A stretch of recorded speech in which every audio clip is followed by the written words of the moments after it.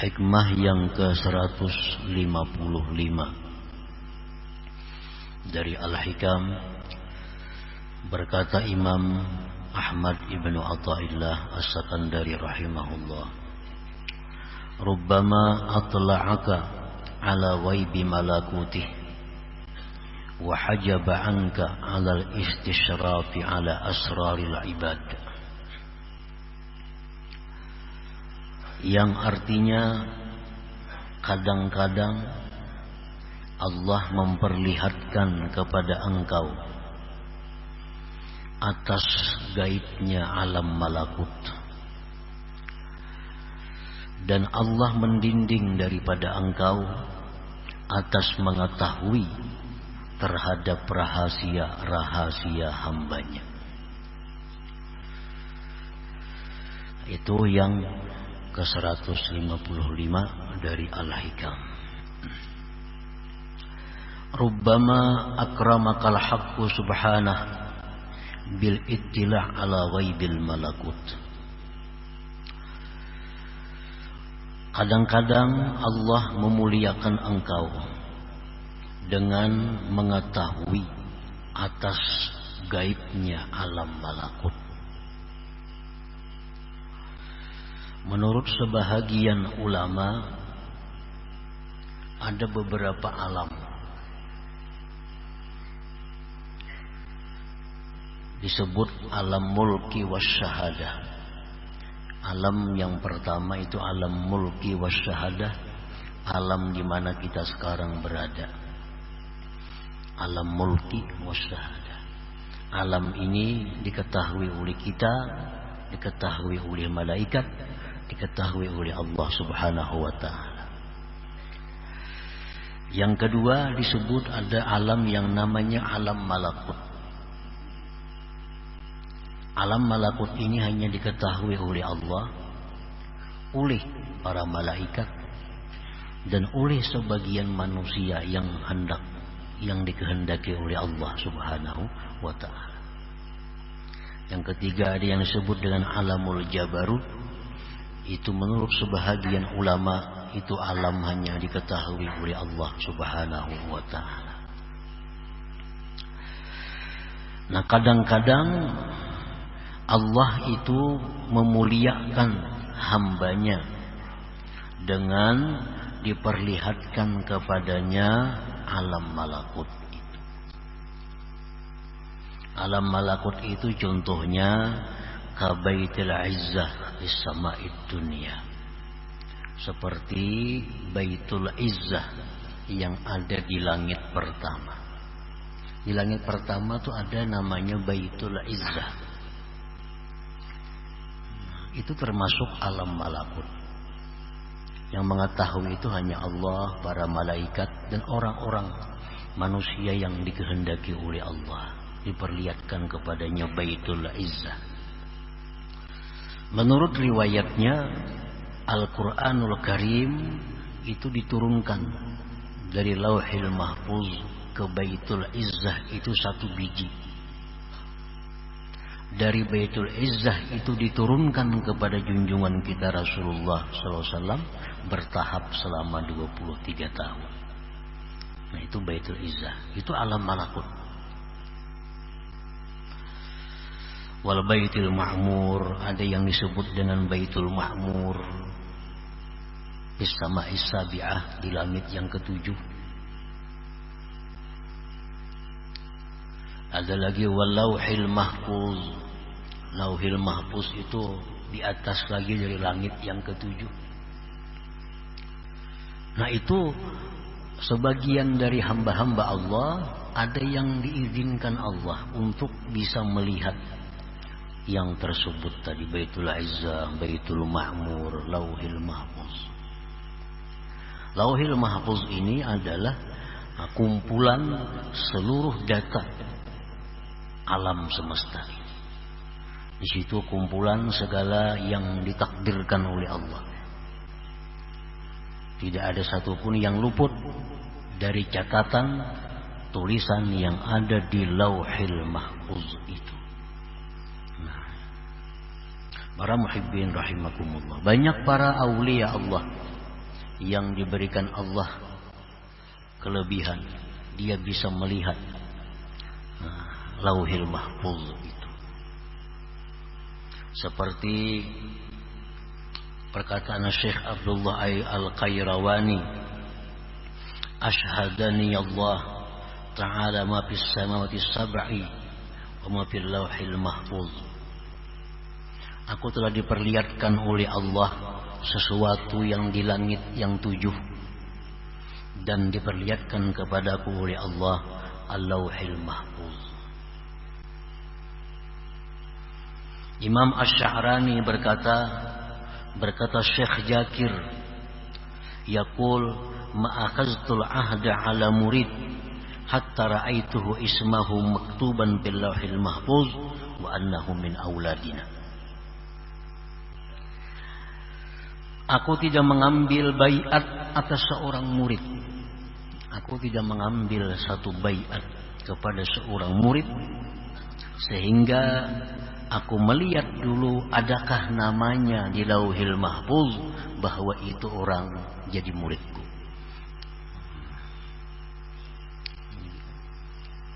Aku tidak akan membaiat seseorang untuk menjadi murid sebelum aku lihat di Lauhil Mahfuz bahwa itu apakah muridku atau bukan muridku.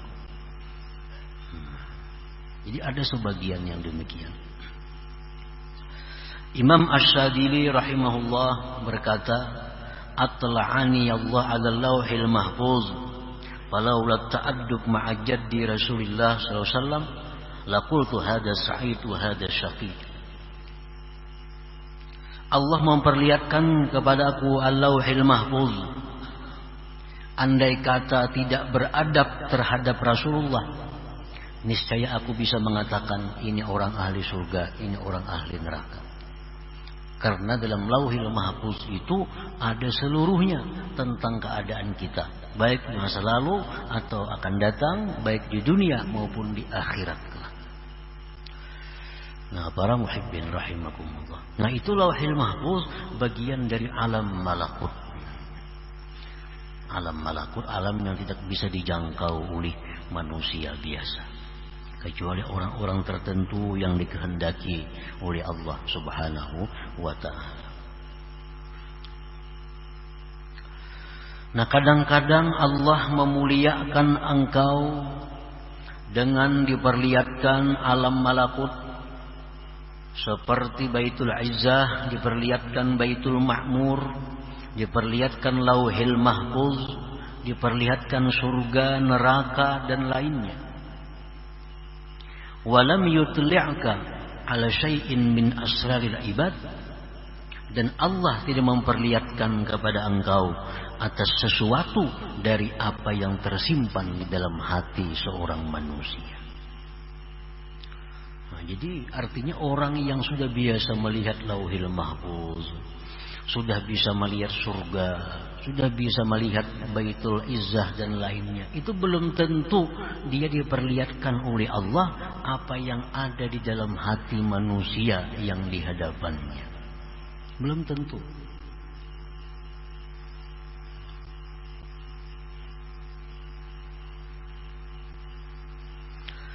Kenapa Allah tidak memperlihatkan kepadanya rahasia-rahasia yang ada di dalam hati seorang hamba itu? Rahmatan bika wa bihim. Karena Allah sayang dengan engkau dan dengan mereka. Karena Allah kasih kepadanya, Allah lindungi apa-apa rahasia yang ada di dalam hati seorang hamba tadi. Walaupun dia sudah bisa melihat Lauhil Mahfuz, tapi dia belum tentu bisa melihat, membaca apa yang ada di hati orang lain. Nah, itu rahmat Allah sebenarnya kepada dirinya dan kepada orang lain itu. Fa innaka rubbama ittala'ta 'ala ma'siyatin fi qalbih fabadarta bi mu'aqabati sahibiha wa adami rahmatih fataka'u fil fitnah. Karena bahwa engkau kadang-kadang mengetahui ada maksiat hati seseorang, Kita ini misal tahu maksiat hati seseorang, ini orangnya pendendam nih. Kita diberitahu Allah, ini orang pendendam dalam hatinya. Orang ini dalam hatinya riya. Nah, kadang-kadang kalau kita diberitahu oleh Allah yang demikian, kita bisa bersegera menindak dia, menghukum dia, dan tidak sayang lagi kepadanya. Maka jatuhlah engkau di dalam fitnah, di dalam satu musibah. Karena kalau kita ini dibuka Tuhan hati orang-orang yang di hadapan kita, diperlihatkan hatinya, ini kotornya hatinya, orangnya rigetnya, cintanya orangnya kepada dunia. Nah, kalau diperlihatkan Allah itu dah kepada kita, nah kita ini bisa benci kepadanya, bisa menjauh daripadanya, bisa menyebut keaibannya. Nah, itu akan menjadi fitnah kepada kita. Jadi itulah Allah Subhanahu wa ta'ala kadang-kadang mendinding kepada seseorang untuk mengetahui isi hati orang lain itu, karena dikhawatirkan demikian tadi. Fala ibrata indal muhaqqiqin bimukashafati asraril ibad. Tidak ada ibrah menurut para ulama muhaqqiqin dengan mengetahui rahasia-rahasia yang ada di dalam hati hamba. Nah, itu tidak ada ibrah. Kalau misalnya kalau kada tahu hati orang berarti belum wali, itu kada ada hubungannya. Bila kada tahu lagi di hati orang berarti orang ini belum hibat, belum dekat dengan Allah. La ibrah, tidak ada urusan demikian itu. Tidak ada hubungannya. Banyak para aulia Allah yang ditipu orang. Berarti kata kasat juga sih dia itu.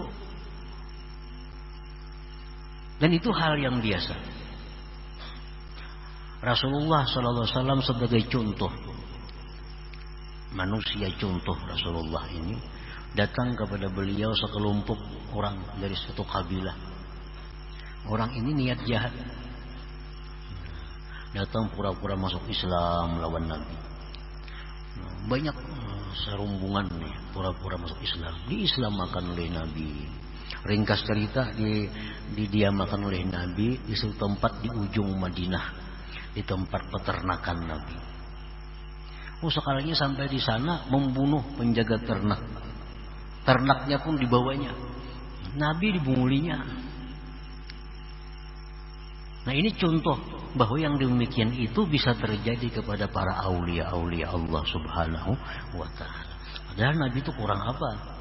Lauhil mahfuz, aras, kursi, semuaan sudah dijajaki oleh Rasulullah sallallahu alaihi wasallam. Jadi itulah ibrah, tidak perlu dipandang itu. Li'annaha qad takunu liman ladinalah, karena yang demikian itu mengetahui isi hati seorang hamba itu bisa terjadi bagi orang yang tidak ada agama baginya. Kalkuhan seperti dukun, wasahir tukang sihir. Dukun itu bisa tahu isi hati kita. Jadi urusan mengetahui isi hati orang itu kada tertentu hanya dengan para wali-wali Allah. Artinya orang yang wali bisa kada tahu isi hati orang, tapi orang yang jahat bisa tahu isi hati orang. Bi khilafil ittila 'alal malakut la yakunu illa man arada Allah ikrama. Lain halnya kalau kita diperlihatkan Allah alam malakut.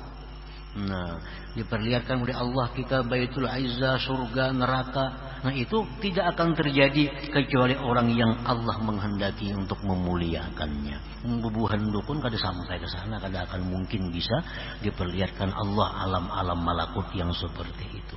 Tapi kalau urusan menangguh isi hati orang, itu dukun bisa. Dan bahkan ada ilmunya. Kalau orang tuh macam ini, macam ini. Nah, itu bisa terjadi. Jadi oleh para ulama muhaqqiqin, urusan mengetahui isi hati orang itu la ibrata, tidak bisa dijadikan pedoman untuk kewalian seseorang, untuk menyatakan kedekatannya kepada Allah Subhanahu wa taala. Lain hal dengan diperlihatkan alam malakut seperti tadi. Itu jelas orang yang diperlihatkan alam malakut itu orang yang dikehendaki oleh Allah untuk memuliakannya. Para muhibbin rahimakumullah. Summa qala al-imam bil hikmati sadisah wal khamsin ba'da al-mi'ah. Kemudian Imam Ahmad Ibnu Athaillah menyambung hikmah yang tadi dalam hikmah yang berikutnya yang ke-156. Man ittala'a ala asraril ibad wa lam yatakhallaq bir rahmatil ilahiyyah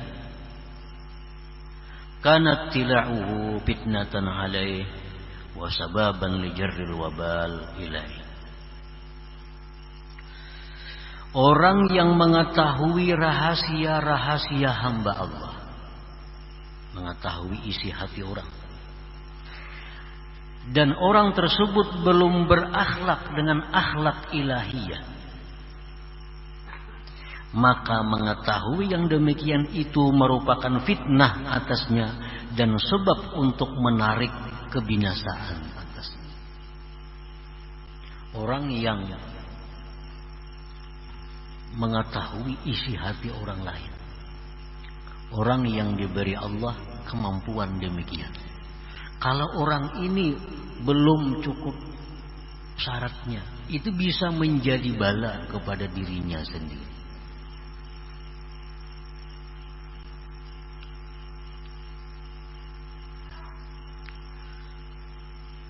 Al-ittila ala asraril ibad qabla at-tamkin fil musyahadah ka tauhidil af'al wa takhalluqi bi akhlaqir rahman fitnatun 'azimah wa baliyatun wa musibah. Mengetahui rahasia-rahasia hamba Allah sebelum mantap dalam musyahadah, sebelum mantap dalam musyahadah, sebelum kuat musyahadahnya, seperti tauhid af'al contohnya belum kuat, dan dia belum berakhlak dengan akhlak ar-Rahman.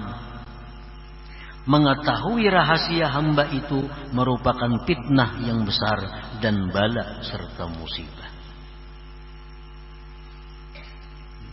Kita ini mengetahui aib orang, mengetahui aib orang, kada usah nang urusan kasar. Misalnya kita dihabarakan orang aja tentang rahasia, kita dikabarkan orang tentang aib si fulan. Nah, ada kawan kita berkisah, kita tahulah lawan si fulan, tahu, bah ini dikisahkannya aibnya kepada kita nih. Nah, apabila kita yang mendengar ini belum mantap musyahadah, belum berakhlak akhlak ar-Rahman, itu berita bisa mencelakakan kita. Itu kabar bisa membinasakan kita. Kadang-kadang ada nama atari berita tuh. Si anu si pulan kayak ini gawiannya, si anu si pulan kayak ini. Si anu kayak ini. Nah, kita mendengar berita itu. Nah, kita mendengar ini dalam bahaya. Bila kita belum mantap tauhid af'al, belum berakhlak-akhlak ar-Rahman, ini bisa menyebabkan datangnya dosa kepada kita. Nah, para muhibbin rahimakumullah. Li'annahu qad ya'taqidu bidzalik al-maziyyata 'ala an-nas fayadkhuluhu al-kibru wal-'ujubu wa huma manba'ul ma'asi. Karena bahwasanya terkadang dia mengiktikadkan dengan demikian itu akan lebih atas manusia. Orang yang diberi Allah sesuatu yang dia bisa mengetahui rahasia orang. Nah, kalau orang ini belum mantap musyahadahnya, ini bisa menimbulkan satu, inya merasa hebat. Inya merasa ada kelebihan daripada orang lain. Nah, itu bisa dimasuki oleh sifat sombong, bisa dimasuki oleh sifat ujub. Yang keduanya itu merupakan sumber dari segala macam maksiat yang ada di dalam hati. Ini orang bisa diuji oleh Allah. Nah, bisa diuji oleh Allah, diuji. Karenanya sudah beramal, sudah berwirid, sudah menuntut ilmu, disiplin dengan demikian, diuji oleh Allah. Diberi Allah sesuatu tentang mukasyafatu asraril ibad. Diberi Allah dia pengetahuan mengetahui rahasia hamba Allah. Lalu dia ini merasa bahwa dirinya hebat. Merasa dirinya hebat daripada orang lain. Timbul di situ kesombongan, timbul keujuban, timbul keangkuhan, timbul memamerkan kelebihannya. Ada kita berteman orang bersalaman, sombong orang ini.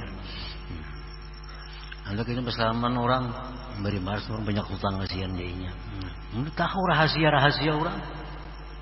Nah, karena ini orang belum cukup musahadahnya, belum mantap, akhirnya jadi mainannya. Jadi mainannya. Padahal itu cobaan dari Allah kepada dirinya diberi yang demikian itu.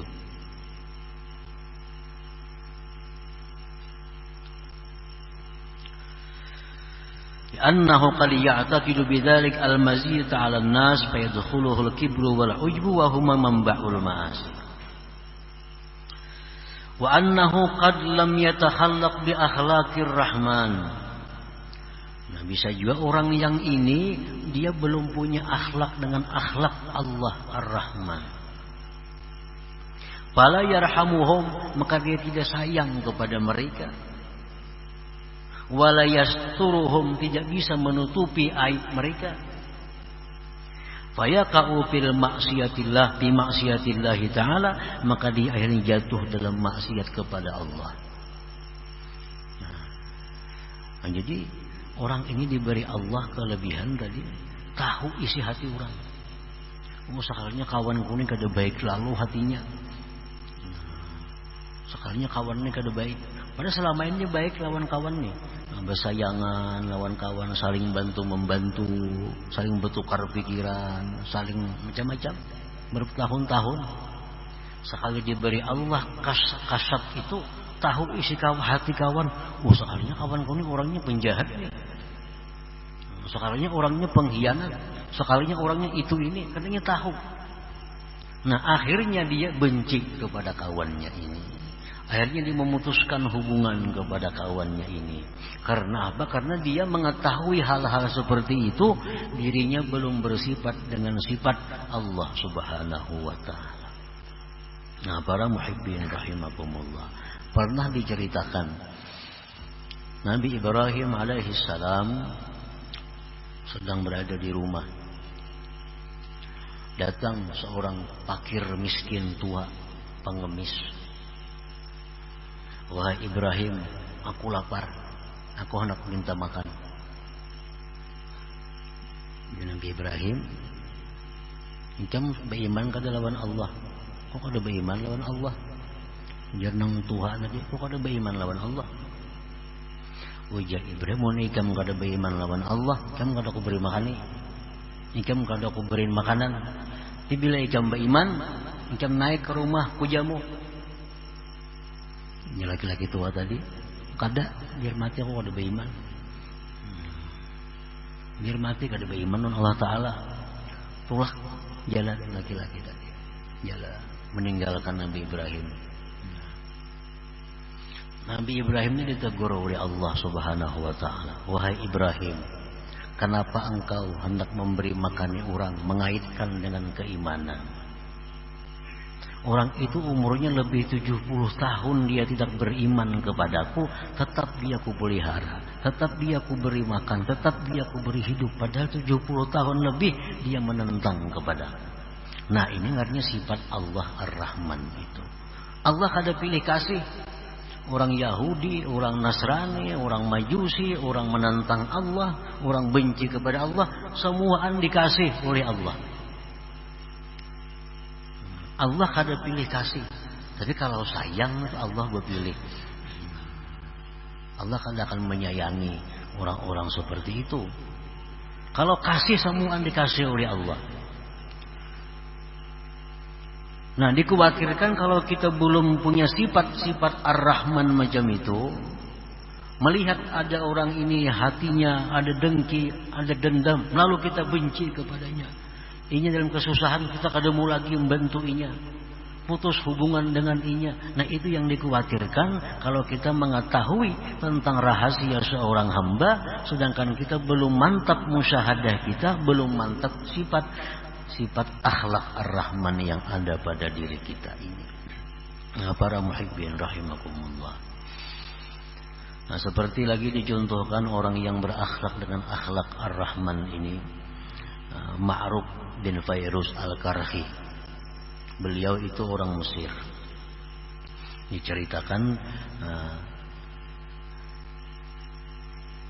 Diceritakan bahwa Ma'ruf Al-Karhi ini dengan sahabat-sahabatnya berjalan di tepi sungai Nil. Di sungai Nil itu ada kapal serumbungan manusia, laki-laki bini-bini nang benyanyian, begembusan, beminuman arak galaan.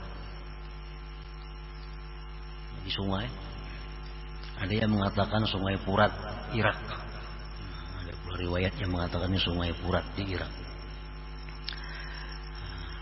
Jadi ujar murid-murid Ma'ruf Al-Karhi, doakan tinggalan kapalnya tuh, begembusan di kapal, beminuman arak, binian lakian, doakan dan tinggalan kapalnya.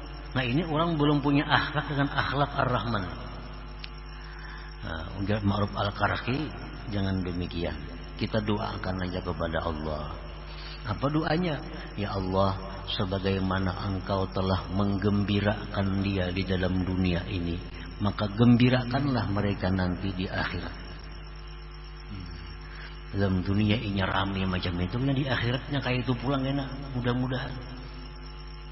Artinya bahasa kitanya orang ini akan diberi Allah kena tobat, lalu inya baik, di akhirat lalu gembira. Nah, ini sifat daripada Allah Subhanahu wa taala. Ini akhlak daripada akhlak Ar-Rahman. Artinya selalu mengasihi manusia, mengasihi apapun, walaupun orang itu maksiat kepada Allah. Cuman arti kasihnya itu berbeda-beda. Macam dalam Ratibul Idrus itu ada Allahumma arham walidina, ya Allah kasihilah orang tua kami. Allahumma arham al-muznib, ya Allah kasihilah, sayangilah orang-orang yang berdosa. Nah, artinya apa? Sayangilah orang berdosa itu dengan diberikan tobat kepadanya. Itu maksudnya. Nah, jadi apabila kita mengetahui isi hati seorang hamba, sedangkan kita belum mantap tauhidnya, sedangkan kita belum berakhlak dengan akhlak yang mulia, maka pengetahuan kita terhadap hati seorang hamba itu akan mendatangkan bala, musibah dan maksiat kepada kita sendiri. Nah, oleh karena itulah Allah Subhanahu wa taala tidak memberi mukasyafah asraril ibad ini kepada setiap orang yang dicintainya. Nah, sebagian orang yang dicintai Allah diperlihatkannya di alam malakut. Ia melihat segala yang terjadi pada alam malakut, tapi ia kada tahu dengan isi hati orang rumahnya sendiri. Itu bisa terjadi karena apa? Karena Allah memberikan rahmat kepada mereka itu. Kalau tahu isi hati, bisa besarakan laki bini, bisa besarakan. Kita ini tahu hati bini, bisa kita sarakinya.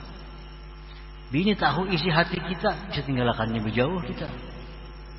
Nah, itu rahmat dari Allah Subhanahu wa taala kepada kita.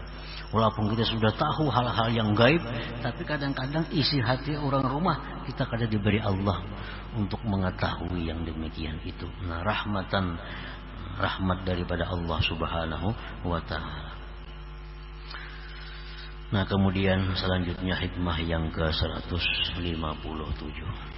Yang ke-157. dari Al-Hikam. Qala al-Imam Ahmad ibnu Athaillah As-Sakandari rahimahullah wa nafa'ana bi'ulumihi wa asrarihi. Hazzun nafsi bil ma'siyati zahirun jali wa hazzuha bit ta'ati batinun khafi wa mudawatu ma yakhfa sa'bun ilajuh. Artinya bermula bahagian nafsu dalam suatu kemaksiatan yang demikian itu jelas dan nampak. Artinya bahwa maksiat itu dorongannya adalah daripada nafsu. Wa hazzuha bit ta'at, dan bahagian nafsu di dalam ketaatan. Kadang-kadang nafsu bisa mendorong kita untuk taat kepada Allah. Nah, itu bahagian nafsu di dalam ketaatan itu batin tersembunyi. Wa mudawatu ma yakhfa, mengobati sesuatu yang tersembunyi itu sa'bun ilajuhu, sulit pengobatannya. Nah, para muhibbin rahimakumullah. Artinya nafsu kita ini biasanya itu mendorong kita untuk suatu kemaksiatan. Karena di situ ada kesenangannya. Nah, nafsu kita mendorong kita kepada perbuatan yang dilarang Allah, karena disitulah kebahagiaan nafsu. Tapi kadang-kadang nafsu ini bisa pula mengajak kita untuk ketaatan. Nah, nafsu bisa membawa kita, membisikkan kepada kita untuk berbuat taat.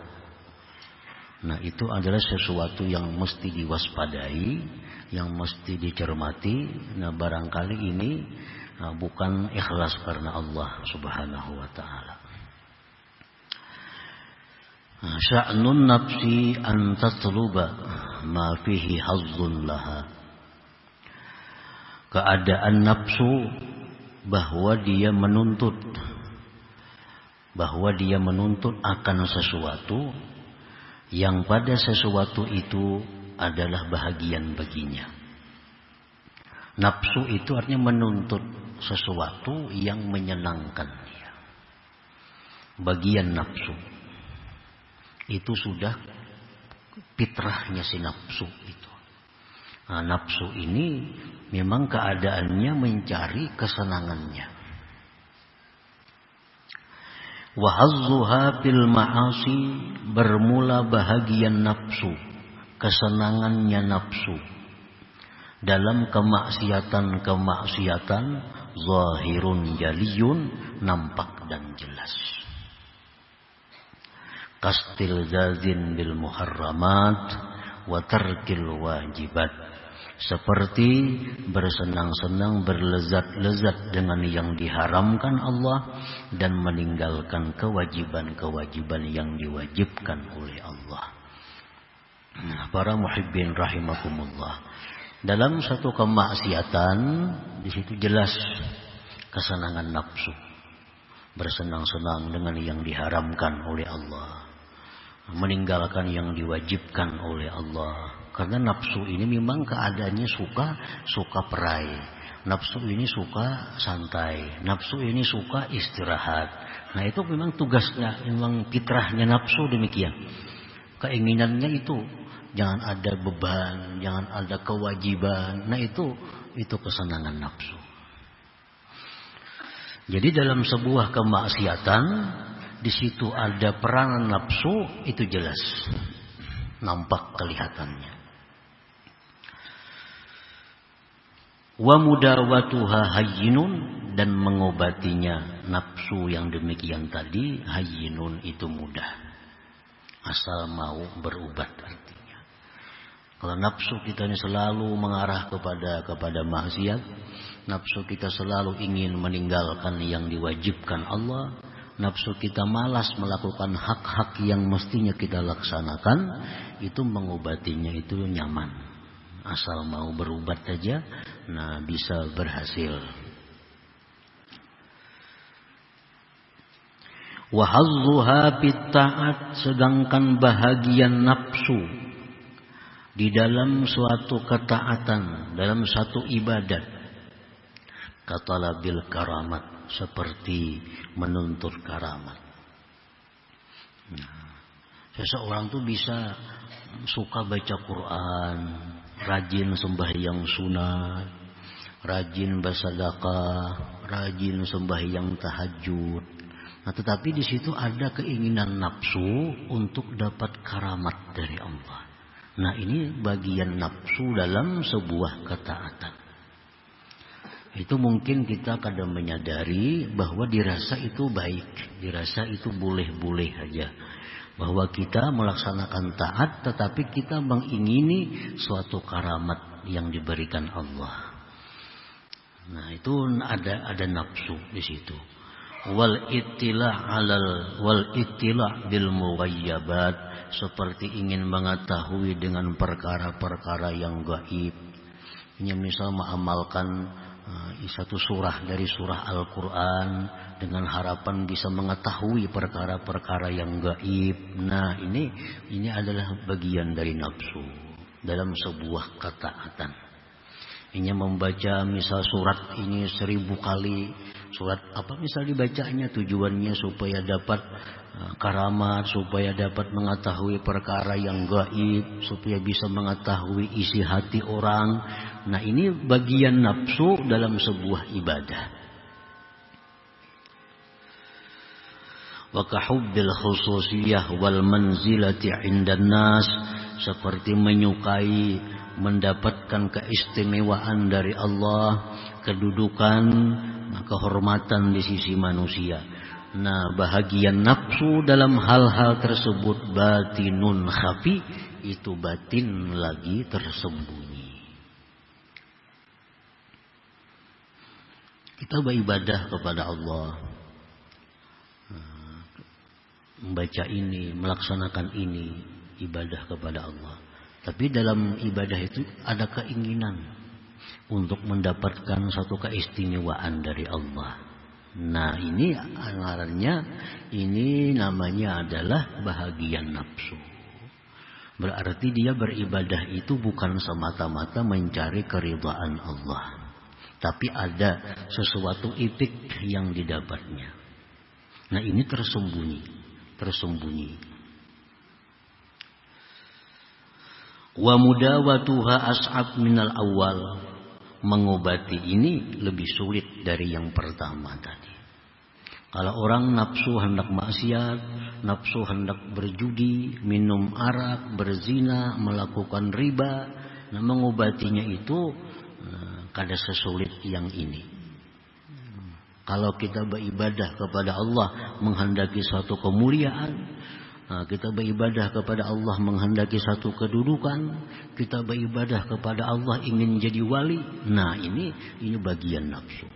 Bagian nafsu. Mengobatinya itu adalah lebih sulit dari yang pertama tadi.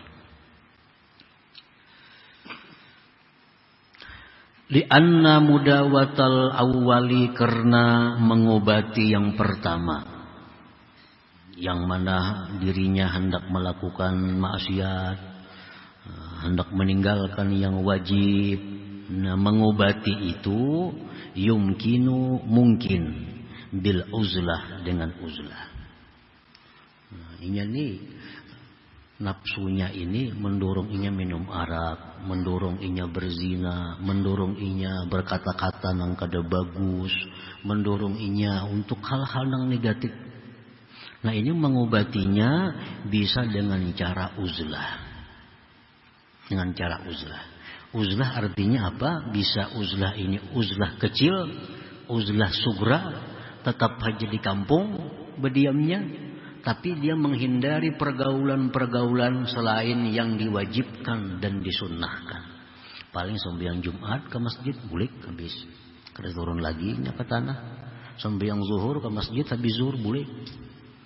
Bayang asar ke masjid habis asar boleh. Nah, ada singgah di warung bupandiran kada ada. Nah, ini mengobatinya mudah. Dengan uzlah, nah bisa terhindar dia dari kemaksiatan tadi. Wal firar min mawatil asrar, dan lari daripada tempat-tempat orang jahat. Nah, dulunya misal kita suka melakukan maksiat karena kita suka berkumpul di tempat-tempat orang jahat. Nah, imbah ampih ke sana jangan lagi. Sudah berhenti kita melakukan kemaksiatan tadi. Wa bi suhbatil akhyar, dengan berkawan orang-orang yang baik. Dulunya kita suka melakukan maksiat karena kawan-kawan kita ketujuh maksiat. Kita ketujuh menggunjing, menggibah orang karena kawan kita ahli gunjing. Itu mengobatinya nyaman. Jangan dikawani lagi nih tuh. Jangan dikawani lagi. Ganti kawan dengan akhyar. Ganti kawan dengan yang baik, yang suka berzikir, yang suka bersalawat, suka memberikan nasihat. Ganti kawan dengan itu. Otomatis kita akan jadi baik.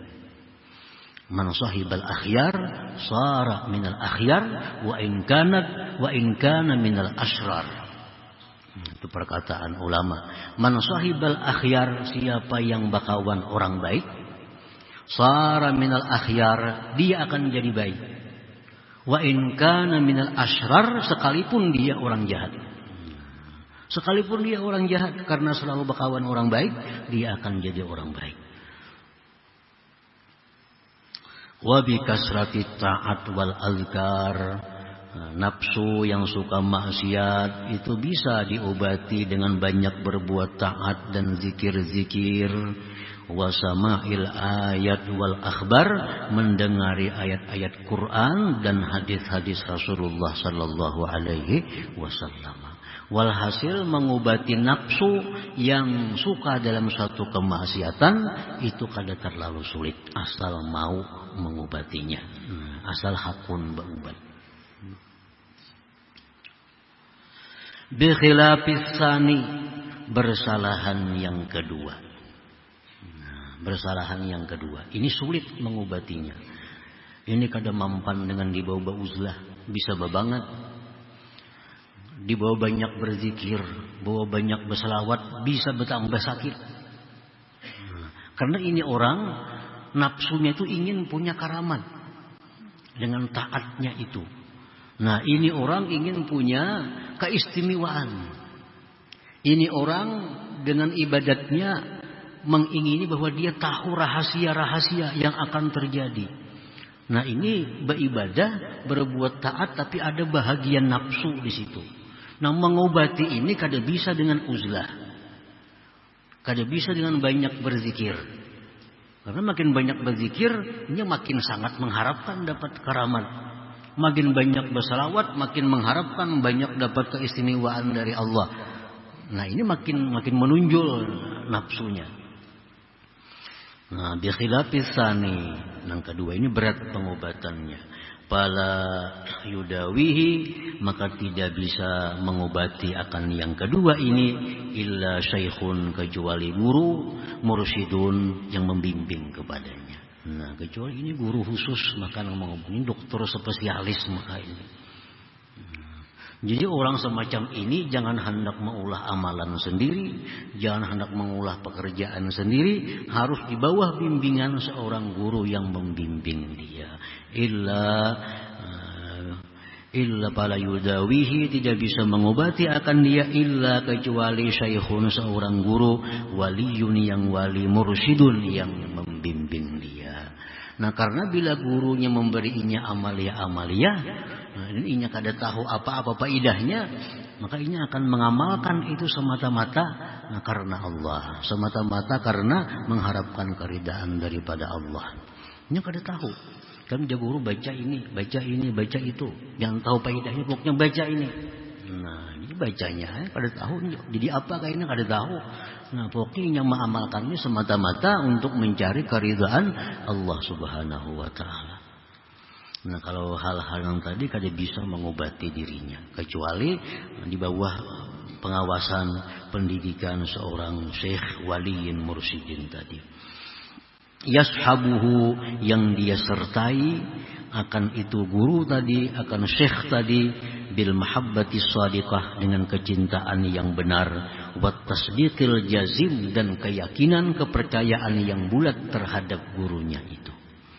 Nah, orang ini mesti menyertai gurunya dengan modal kecintaan yang benar-benar cinta kepada gurunya, ditambah keyakinan, kepercayaan yang bulat terhadap gurunya. Artinya apa yang diberikan gurunya itu pasti membawa kebaikan kepada dirinya. Itu menurut keyakinan dalam hatinya. Nah, dengan itu bisa diobati. Bisa diobati. Nah, para muhibbin rahimakumullah. Fal wajibu 'alal 'abdi ittihamu nafsihi wa muraqabatuha. Maka wajib atas seorang hamba itu berburuk sangka kepada nafsunya dan mengintainya. Nah, dalam hati kita ini ada keinginan melaksanakan sesuatu ibadah. Dalam hati kita ada bisikan, baca Quran. Nah, baca Quran. Jangan selalu percaya dengan bisikan hati ini. Ini nafsu kita menyuruh baca Quran, apa? Ada dorongan daripada dalam hati kita bersedekah. Jangan langsung bersedekah. Nah, jangan langsung percaya dengan apa yang dibisikkan dalam hati kita. Karena kita masih dikuasai oleh nafsu kita. Apapun perbuatan taat yang timbul dari geritik hati kita, jangan langsung dipercaya, jangan langsung diiyakan. Karena barangkali ini ada hal-hal negatif di belakangnya yang akan mencelakakan kita. Nah, oleh karena tadi orang seperti ini harus di bawah bimbingan seorang mursyid yang bujur-bujur, artinya supaya jangan tahu apa-apa. Jam hari ini bersedekah 10.000, jar gurunya misalnya keluarkan sedekah. Kan pernah isok bersedekah 20.000 keluarkan. Jangan tahu apa-apa. Pokoknya percaya penuh kepada pembimbingnya. Nah, ini bisa hilang karena keinginan nafsu dalam ketaatan kepada Allah Subhanahu wa taala. Nah, maka wajiblah atas seorang hamba itu berprasangka buruk. Jangan percaya kepada dirinya. Yang percaya kepada nafsunya dan mengintainya. Fa idza stahlathu an-nafsu bi syai'in min at-ta'at fa akhrijha anha ila ghairiha min at-ta'at. Fa in saqulat fa'lam annaha laha hazzun wa laysat li mardatillah subhanahu wa ta'ala. Apabila memaniskan, melezatkan akan dia oleh nafsunya dengan sesuatu daripada ketaatan. Nah, dalam melakukan sebuah taat, misal kita berzikir 1000 sehari misalnya, atau bersalawat 1000 sehari. Kenapanya rasa nyaman nih? Rasa manis, rasa nyaman. Coba alih ke amalan lain. Coba pindah, keluarkan nafsu itu daripada taat itu kepada taat yang lain. Sekarang zikir ini orang kada berguru nih, kada berguru. Zikir 1000 sehari, salawat 1000, nyaman itu nyaman. Coba pindah lain pada itu. Baca Quran 2 juz. Ada usaha berzikir 1000, ganti lawan Quran 3 juz, nang waktunya sama.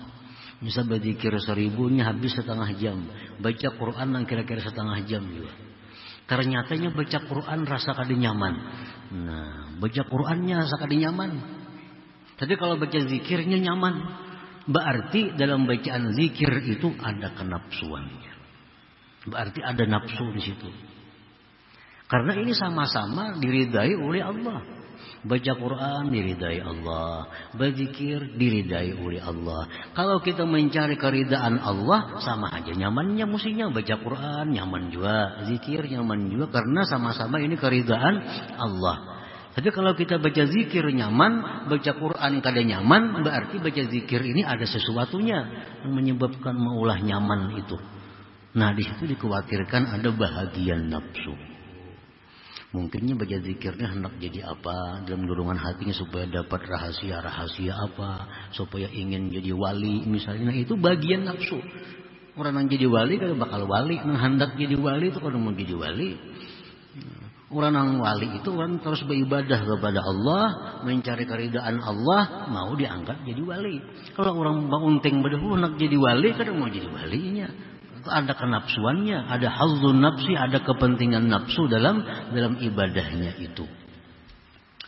Nah jadi coba itu.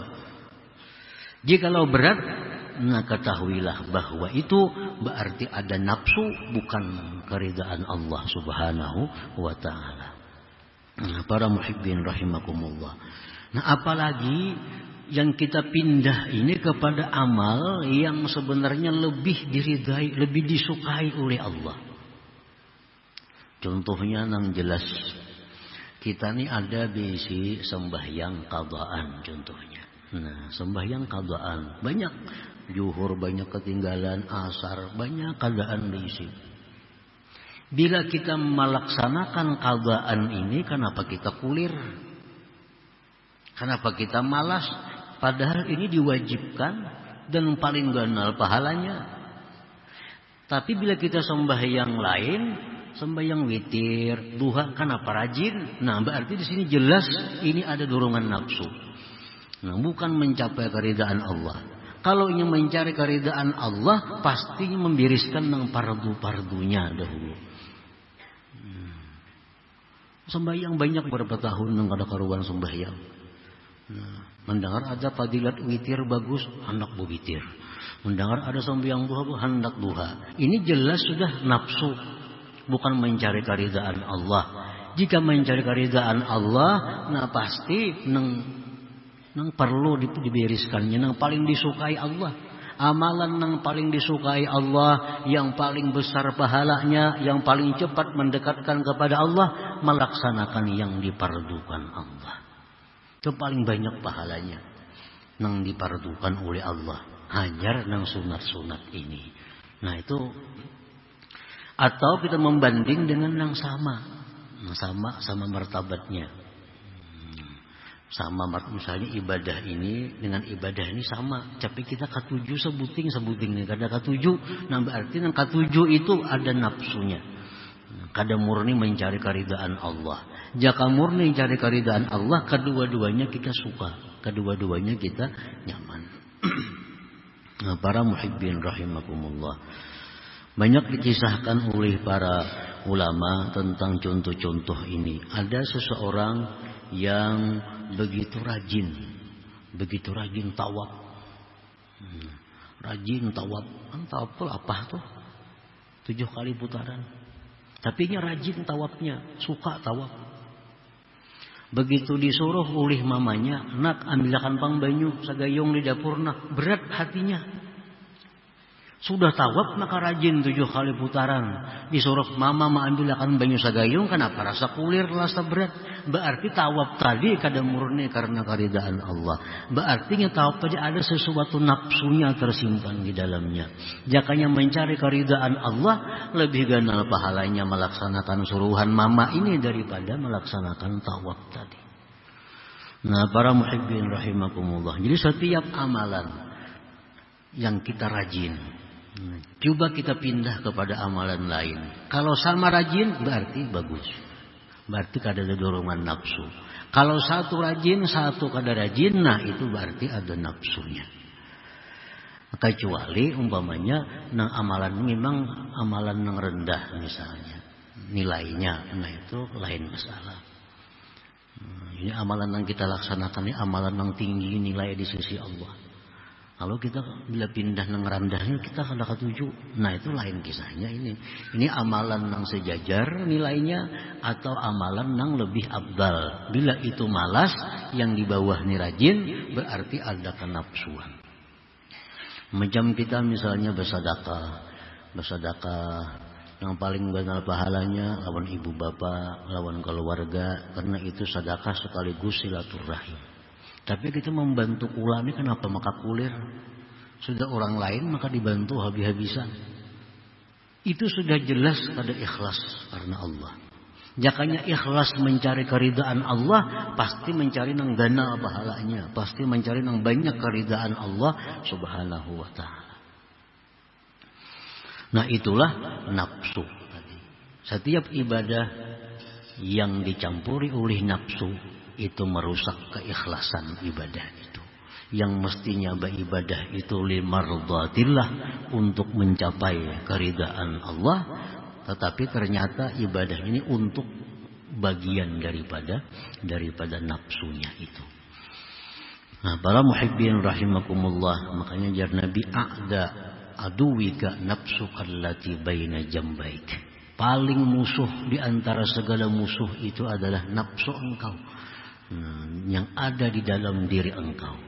Karena dia bisa mengemas sesuatu kebaikan seolah-olah baik, nah kada tahu di dalamnya yang menggugurkan nilai ibadah itu di sisi Allah Subhanahu wa taala.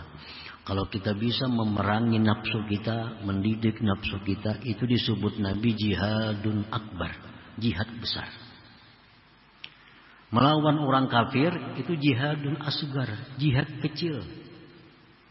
Kita bersama senjata nak berperang lawan orang kafir, itu jihad kecil.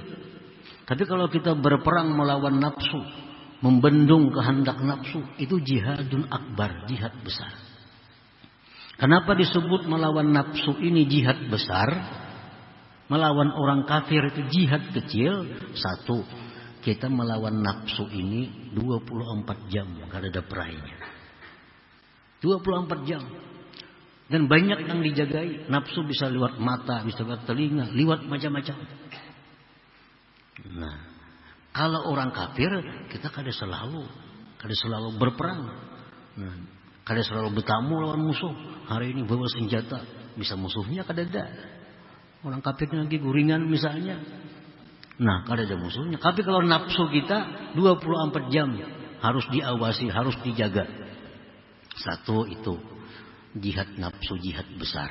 Yang kedua, orang yang mati dibunuh oleh hawa nafsu itu matinya ke neraka. Orang yang mati dibunuh oleh hawa nafsunya matinya ke neraka. Orang yang hidupnya ini kalah dengan nafsunya matinya ke neraka. Tapi kalau orang kalah dengan orang kafir, dibunuh orang kafir, matinya ke surga. Berperang orang kafir, bunuhnya kita syahid, matinya ke surga. Kalau berperang melawan nafsu, mati kita ke neraka. Nah, makanya Nabi kita mengatakan jihad melawan nafsu itu adalah jihadun akbar, jihad yang besar. Nah, para muhibbin rahimakumullah. Kama waqa'a li ba'dihim annahu haddatsathu nafsuhu bil khuruj ila al-ghazwi wa azharat lahu anna dzalika lillahi ta'ala faqala ya rabbi nabbihni limaqsidiha fa inni muttahimun laha. Ada sebagian di antara para ulama yang mana nafsunya mengajak dia untuk keluar berperang. Nah, nafsunya mengajak, ayo kita berangkat, itu orang lagi berperang dengan orang kafir. Dan berperang itu kita karena Allah. Lalu seseorang tadi berkata, wahai Tuhanku ya Rabbi, jagakan kepadaku ini tujuan nafsu sebenarnya itu apa? Karena aku sesungguhnya kada percaya dengan ajakan nafsu itu. Ini nafsunya membawa berperang. Nah, kita berperang dengan orang kafir, berperangnya kita karena Allah, jangan karena lain-lain. Nah, tapi ujar orang ini, ya Tuhan, hamba kada percaya lawan ajakan itu. Nah, berikan petunjuk. Wafattasha, dan dia memeriksa, dia teliti kenapa nafsunya pindah hendak benar membuat berperang lawan orang kafir itu. Napa idza hiya li ajli an tastariha min mujahadatihi.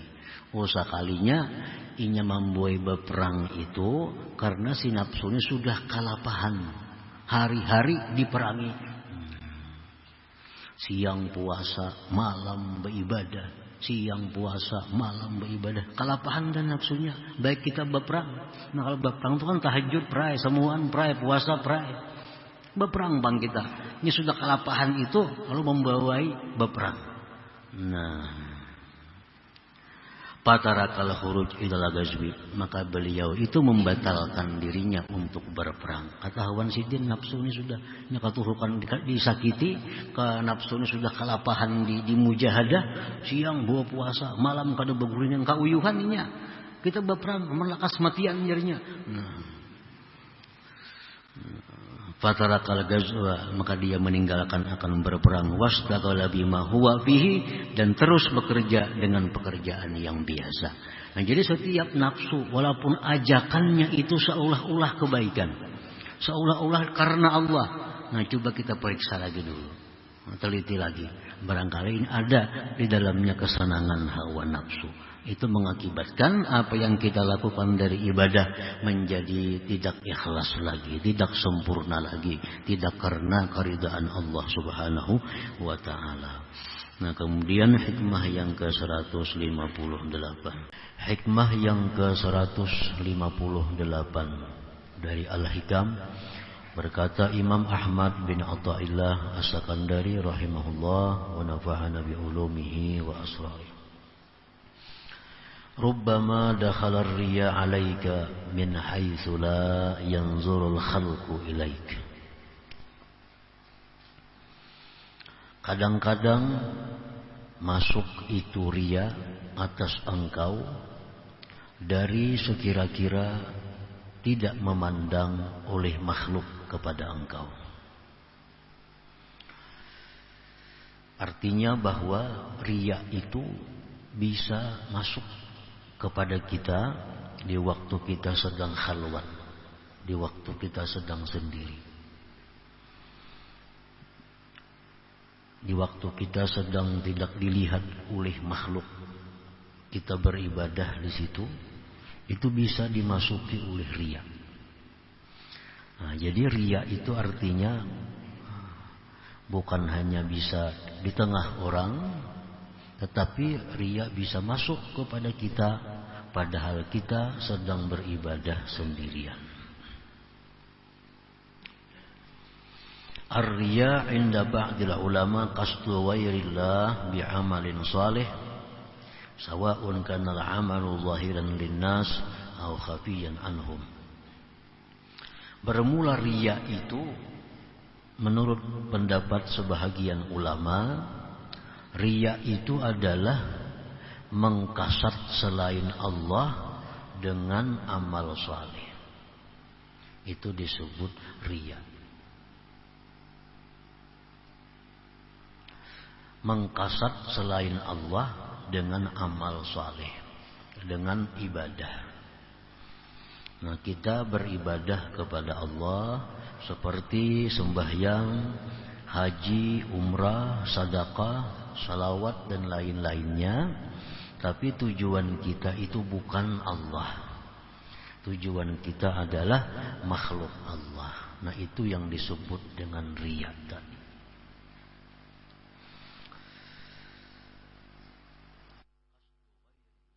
Amalin salih, mengkasat selain Allah dengan amal saleh. Artinya kalau bukan amal saleh, kita mengkasat selain Allah, maka itu bukan dinamakan riya. Orang misalnya memakai pakaian yang bagus, tujuannya supaya dipuji oleh orang, nah itu bukan riya. Orang memakai satu kendaraan yang bagus dengan tujuan supaya dipuji, disanjung oleh manusia, nah itu bukan riya. Karena itu bukan ibadah, bukan amal saleh. Riya itu masuk kalau kita melakukan ibadah tapi tujuan hati kita selain Allah. Nah, itu adalah riya. Sama ada itu perbuatan tadi nampak bagi manusia atau tersembunyi daripada mereka. Jadi riya ini kadang memandang nampak kadanya, kadang memandang khalwat atau kadanya. Riya ini adalah masuknya di dalam hati kita. Walaupun kita seorangan, walaupun kita sendirian, tapi kita ibadah itu tujuan kita bukan karena Allah, itu disebut adalah riya. Riya salah satu aksam. Riya itu ada 3 macam. Secara garis besarnya nih, riya itu ada 3. Al-awwalu, yang pertama, ayyaqsida bi'amalihi salih al-khalqa walaulahum lam ya'mal. Yang pertama bahwa dia mengkasat dengan amalnya yang salih itu adalah makhluk. Jikalau tidak ada makhluk, niscaya dia tidak beramal. Nah, ini riya yang paling besar. Riya yang paling besar. Jakanya kada ada orang, inya kada beramal salih. Jakanya kada ada orang, inya kada akan melakukan ibadah. Tapi karena orang ada, maka inya mau kada mau ikut melakukan ibadah. Nah, ini adalah riya yang paling nyata, riya yang jelas. Dan ini yang paling besar bahayanya.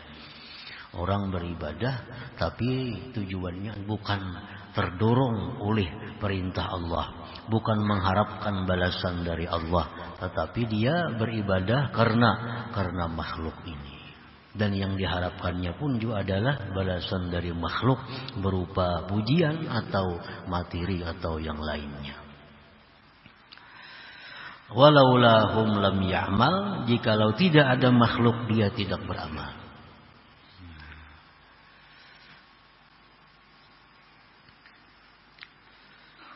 Asani yang kedua, ayya'mala, bahwa dia beramal saleh, bahwa dia beribadah kepada Allah lil madhi wassana, tujuannya untuk dipuji, disanjung, dihormati, dicintai oleh manusia. Nah, ini riya juga. Dia beramal untuk mendapatkan pujian, untuk mendapatkan sanjungan, untuk mendapatkan simpati daripada manusia, daripada makhluk Allah. Nah, ini riya juga. Walau lam ya'lamhun nas, sekalipun orang tidak melihat apa yang dia lakukan. Sekalipun orang kada melihat apa yang dia lakukan. Orang membaca misal satu amaliyah, dia baca surah ini, tujuannya bila membaca surah ini dia akan dihormati oleh manusia. Nah, dia baca ayat ini, dia baca surah ini, siapa membaca ini dia akan dicintai oleh manusia. Ini amalkan itu, diamalkannya. Tujuannya supaya orang-orang mencintainya, menghormatinya, memandang kasih sayang kepadanya. Nah, ini riya. Ini bisa terjadi walaupun di tempat sendiri, di tempat sunyi. Walaupun orang kada melihatnya. Baca misal surah Yasin 7 kali supaya dengan ini orang akan menghargainya. Inya baca amalan ini supaya macam-macam daripada perkara duniawi. Nah, itu adalah riya juga ngarannya. Riya. Ini yang dimaksud dengan hikmah yang ke-158 tadi, bahwa riya itu bisa masuk walaupun sedang tidak dilihat oleh orang lain. Orang berlampah di dalam hutan, misalnya membaca-baca amalan ini, amal itu, tujuannya kena bila keluar supaya jadi ini. Nah, itu kan kada dilihat orang, tapi tujuannya sudah demikian. Itu riya. Itu riya. Dan setiap yang riya itu pasti tidak diterima oleh Allah. Bahkan diancam dengan siksa. Nah, lalu kalau inya mengamalkan demikian amalan, tahu-tahu berhasil. Nah, berhasil. Mengamalkan ini tujuannya supaya dimuliakan orang, mengamalkan ini supaya dikasihi orang, diamalkan, akhirnya dia dikasihi orang. Dia dicintai orang. Itu bukan kabul, tapi itu lanjuran dari Allah Subhanahu wa ta'ala. Karena sesuatu yang riya itu jelas Allah kada akan menerima, Allah pasti menolak. Nah, kalau nya berhasil, itu berarti istidraj dari Allah kepada dia. Asalis yang ketiga di antara macam-macam riya itu ayya'mala lillah wa yarju ala amalihi dukhulal jannah awil khalasa minan nar, wa hadza riya'un 'indal 'arifin wa ikhlasun 'inda awamil muslimin. Yang ketiga, bahwa dia beramal karena Allah, sembahyang karena Allah, puasa karena Allah, sedekah karena Allah, nuntut ilmu karena Allah, dan dia mengharap dengan beramal itu masuk surga. Dia berharap dengan beribadah itu selamat dari neraka. Nah, ini pun menurut orang-orang arifin termasuk riya juga. Riya. Kenapa? Karena Allah tadi. Kan riya itu artinya kita beribadah mengharapkan sesuatu selain Allah. Surga kan lain Allah, neraka lain Allah.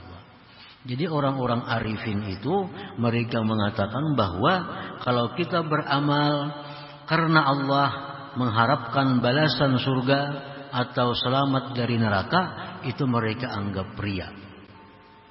Walaupun dari kalangan awam muslimin itu masih dikatakan ikhlas.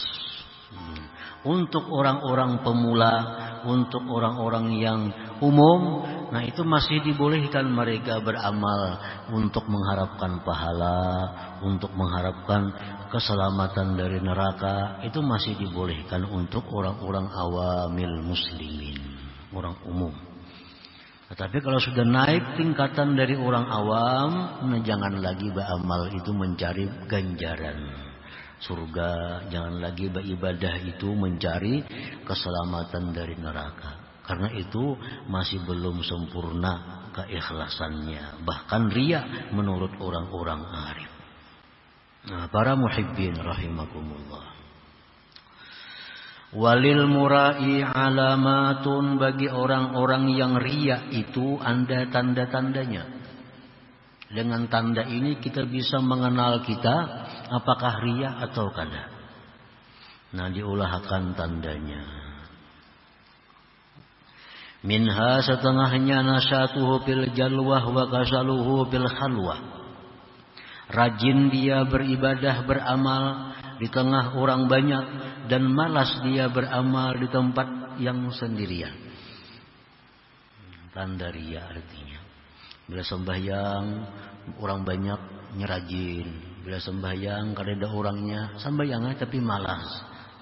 Nah, berarti ini riya. Walaupun ini riyanya masih inting dibanding yang pertama tadi. Yang pertama tadi kalau ada orang dia beramal, kalau kada ada orang kada beramal. Ini sudah paling gawat. Nah, yang kedua ini masih baik, masih ada harapan, Artinya kalau orang banyak itu menambah kerajinannya aja. Kalau orang kada ada, beribadah juga cuma malas. Malas. Itu tanda-tanda ibadah itu dimasuki oleh riya. Cuma riyanya ini kada masuk ke pangkal ibadah.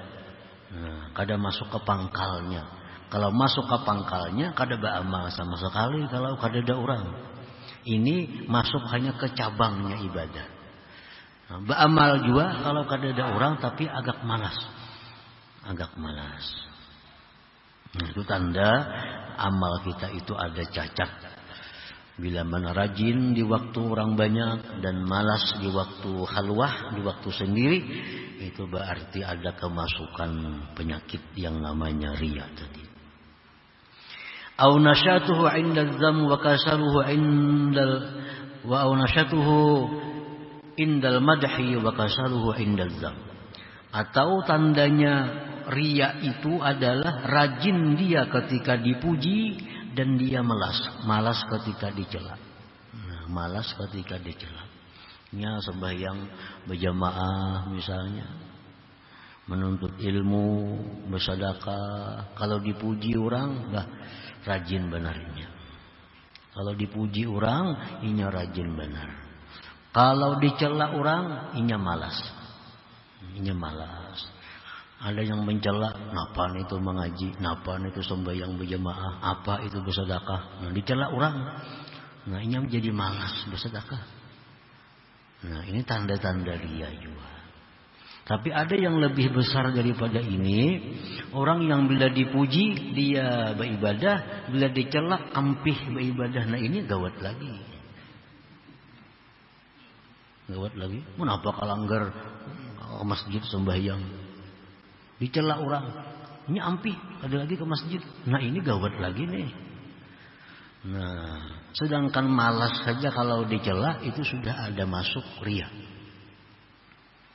Ini bersedekah, dikitnya aja orang bersedekah, maka sugih. Dicela orang, ini kadang beri lagi. Ini kadang beri lagi dicela. Nah ini berarti itu riya. Nah kalau dipuji maka dipuji. Aw nasyatuhu indal madhi wa kasaru indal zammi. Aw itqanul amal haitsu yarahu an-nas wa tasahuluhu haitsu la yarahu an-nas. Atau dia memantapkan amal ketika dilihat oleh orang dan dia sembarangan beramal bila orang kada melihat. Ini masalah amalnya. Ini kalau rajinnya sama aja, ada orang enggak, kada ada orang enggak, sama pada rajin. Cuma kalau orang adanya mantap amalnya. Kalau kada ada orang sembarangan. Tasahul artinya. Sembayangnya sembarangan, membaca surah ayatnya sembarangan. Ini kada ada orang mendengari. Jadi kalau didengar orang, lalunya mantap, bacaannya mantap. Gerak-geriknya mantap. Nah ini sudah ada alamat riya masuk dalam ibadah itu. Nah para muhibbin rahimakumullah. Qala Rasulullah sallallahu alaihi wasallam, inna akhwafa ma akhafu alaikum asyirkul asghar. Qalu wa masyirkul asghar ya Rasulullah? Qala ar-riya. Rasulullah bersabda, sesungguhnya paling aku takutkan atas kalian itu adalah syirik yang kecil. Para sahabat bertanya, apa itu syirik yang kecil wahai Rasulullah? Beliau menjawab, ar-riya adalah riya. Jadi riya itu semacam syirik. Kenapa dikatakan syirik? Karena orang ini secara zahir dia ibadah. Secara zahir dia menyembah Allah. Tetapi hatinya bukan menuju kepada Allah. Hatinya bukan menuju kepada Allah.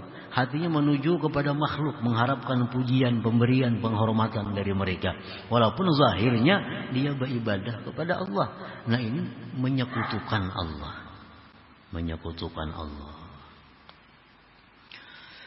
Wa qala sallallahu alaihi wasallam, dan sabda Nabi lagi, la yaqbalullah azza wa jalla amalan fihi mithqalu dzarratin min riya. Tidak menerima Allah Azza wa Jalla satu amalan yang pada amalan itu ada seberat zarrah daripada riya. Kita beribadah itu ada sedikit dia bercampur riya itu Allah kada menerima ibadah itu. Kada diterima oleh Allah. Imam Al-Ghazali mengatakan, bagaimana kalau kita menghadapi sesuatu masalah, kita beramal tapi bisa riya. Mana baiknya dengan kita kada beramal? Kalau aku menyumbang, kalau aku ini melakukan ibadah, aku ada riyanya. Tapi kalau aku kada melakukan ibadah, ya kada apa-apa, kada ada yang diriyakan.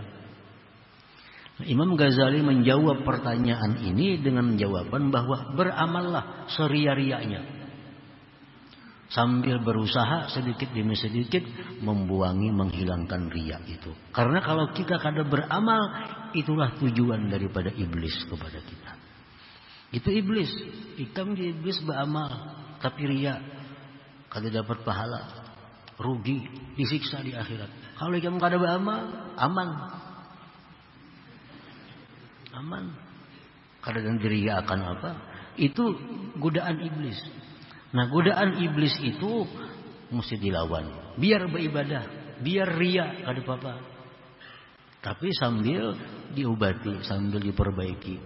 Pasti Allah akan menolong kalau kita bujur-bujur hendak menghilangkan riya pada diri kita itu.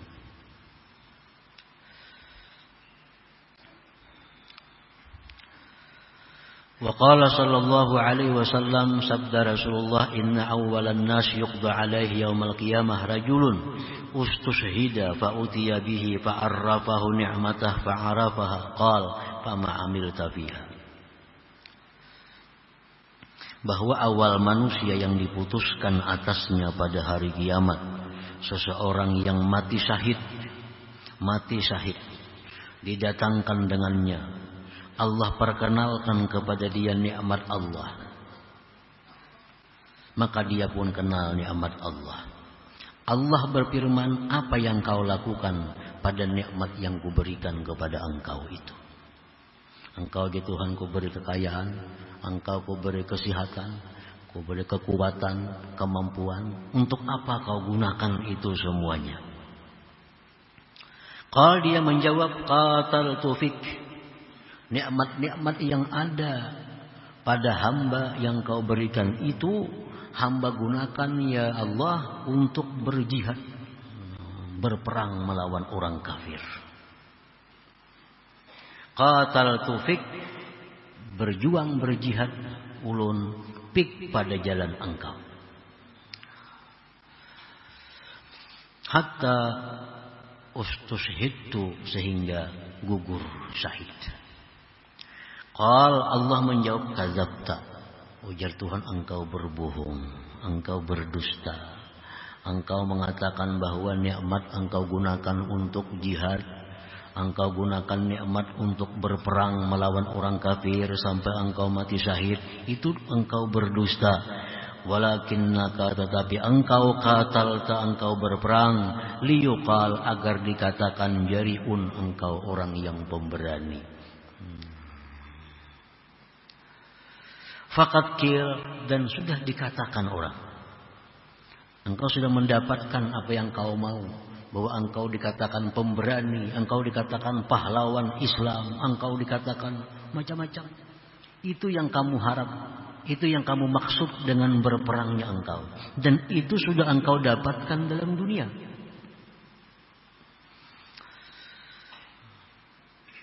Summa umira bih fasuhiba ala wajhihi hatta ulqiya finnar. Akhirnya orang ini diperintahkan Allah, ditarik dengan wajahnya lalu dilemparkan ke dalam api neraka. Nah, para muhibbin rahimakumullah. Jadi artinya bahwa kalau kita beribadah kepada Allah, tetapi tujuan kita adalah bukan Allah, nah itu ditolak oleh Allah. Ditolak. Bukan hanya ditolak, tetapi kita disiksa oleh Allah dengan siksa api neraka. Demikian pula orang-orang dipanggil lagi dalam lanjutan hadis itu, orang-orang yang punya kekayaan. Allah tanya, engkau banyak kuberikan nikmat, engkau banyak kuberikan kekayaan, untuk apa? Dia jawab, hamba sosialkan untuk jalan engkau. Hamba membangun masjid, hamba bikin sekolahan, hamba bikin rumah sakit, hamba bikin jembatan. Ujar Tuhan, apakah kadzabta, engkau dusta? Engkau lakukan semua itu adalah untuk disebut orang bahwa engkau pemurah. Engkau lakukan itu agar disebut orang engkau pemurah, dan itu sudah disebutkan orang di dalam dunia. Engkau dianggap pemurah, engkau dianggap orang yang sosial, sudah engkau dapatkan. Nah, sekarang tinggal azab neraka yang menunggu engkau. Nah, ini risikonya orang yang beribadah dengan riya tanpa ada usaha untuk menghilangkan riya itu. Nah, para muhibbin rahimakumullah. Jadi kalau kita beribadah kepada Allah dengan riya, tapi kita selalu berusaha untuk menghilangkan riyanya itu, walaupun saat ini belum bisa sepenuhnya hilang riya itu dalam hati kita. Kita sudah belajar, sudah tahu riya itu ini itu, sudah tahu. Setiap kali kita beribadah ada riyanya, tapi kita sudah berusaha untuk mengendalikan riya ini, jangan sampai terlalu banyak masuk.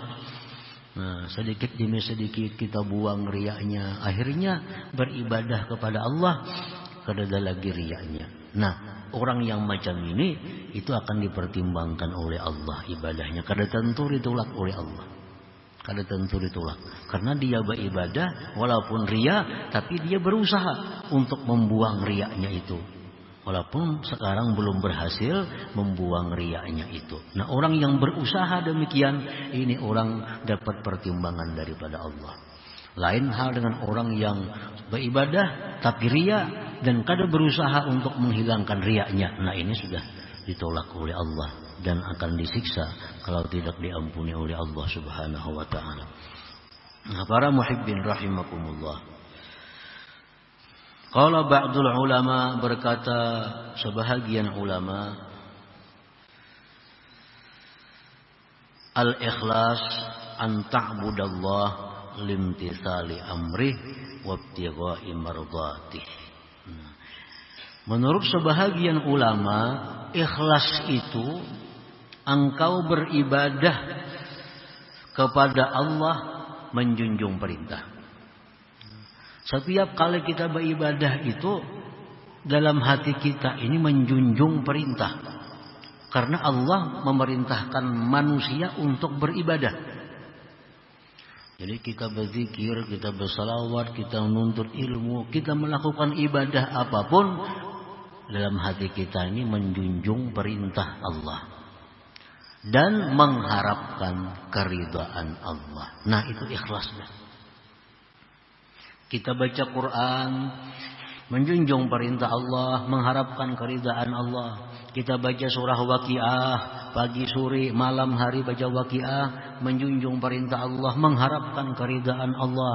Kita sembahyang duha, menjunjung perintah Allah, mengharapkan keridhaan Allah. Kita bersedekah, menjunjung perintah Allah, mengharapkan keridhaan Allah. Nah, bila macam itu niat dalam hati kita, itu ikhlas. Dan seluruh dunia-dunia ini akan masuk di dalamnya. Walaupun tanpa kita kehendaki, tanpa kita kasat di dalam hati kita. Nah, orang beribadah karena menjunjung perintah Allah dan dia hanya mengharapkan keridhaan Allah. Itu aja yang beribadah. Itu secara otomatis akan datang pujian-pujian manusia kepada kita. Padahal kita kadang mengharapkan pujian itu. Kalau kita beribadah kepada Allah mengharapkan pujian manusia, belum tentu pujian datang kepada kita. Belum tentu. Dari Allah sudah ditolak. Dan kita harapkan pujian manusia, belum tentu. Nah, orang yang membaca amaliyah-amaliyah dengan tujuan amaliyah-amaliyah ini rezeki akan datang berlimpah ruah. Amalkan itu, belum tentu rezeki datang berlimpah ruah. Tapi kalau kita mengamalkan amalan itu karena menjunjung perintah Allah dan yang kita harapkan keridhaan dari Allah, maka rezeki ini akan digiring oleh Allah kepada kita. Kenapa? Sebabnya karena kita sudah menuju yang puncak. Kita kadang menuju yang rendah. Kalau kita menuju yang puncak, maka yang rendah akan ikut kepada kita. Nah, jadi kita biasakan kita sembahyang, menjunjung perintah Allah, mengharapkan keridhaannya, baca salawat, menjunjung perintah Allah, mengharapkan keridhaannya, sembahyang apapun, menjunjung perintah Allah, mengharapkan keridhaannya, hendak bersedekah, menjunjung perintah Allah, mengharapkan keridhaannya. Nah, maka semua yang duniawi akan masuk di dalamnya.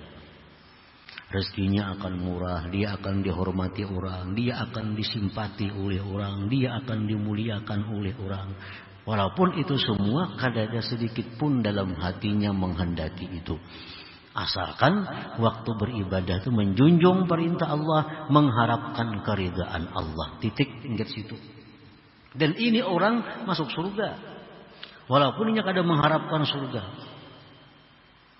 Dan orang ini akan selamat dari neraka walaupun dia waktu beribadah tidak ada dalam hatinya supaya lepas dari neraka. Nya sembahyang, nya puasa, menjunjung perintah Allah, mengharapkan keridhaan Allah, ini orang pasti ke surga. Ini orang pasti terhindar daripada neraka. Nah, karena yang dituju itu sudah yang paling tinggi, mardatillah, keridhaan daripada Allah Subhanahu wa taala. Nah, kalau kita biasakan yang demikian akan jadi kebiasaan. Kita bersedekah dulunya hati ada macam-macam, sudah kita ganti bersedekah menjunjung perintah Allah, mengharapkan hanya keridhaan Allah.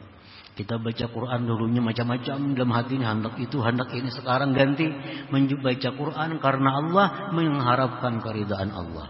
Dulu baca Waqiah mudahan rezeki datang berlimpah ruah, ganti baca Waqiah tiap hari 5 kali sehari kah? Tujuannya apa? Menjunjung perintah Allah, mengharapkan keridaan Allah. Otomatis rezeki akan digiring kepadanya oleh Allah Subhanahu wa taala. Nah, itu sudah menjadi sesuatu kenyataan. Setiap kita beribadah, menjunjung perintah Allah, mengharapkan keridaan Allah, maka segala sesuatu baik dunia atau akhirat akan masuk di dalam mardhatillah itu.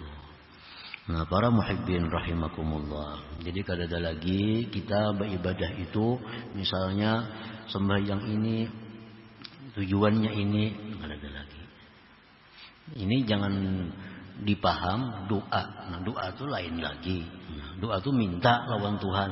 Ya Allah, berikan hamba kesehatan, berikan hamba murah rezeki, berikan hamba, itu lain lagi. Itu berdoa minta lawan Tuhan.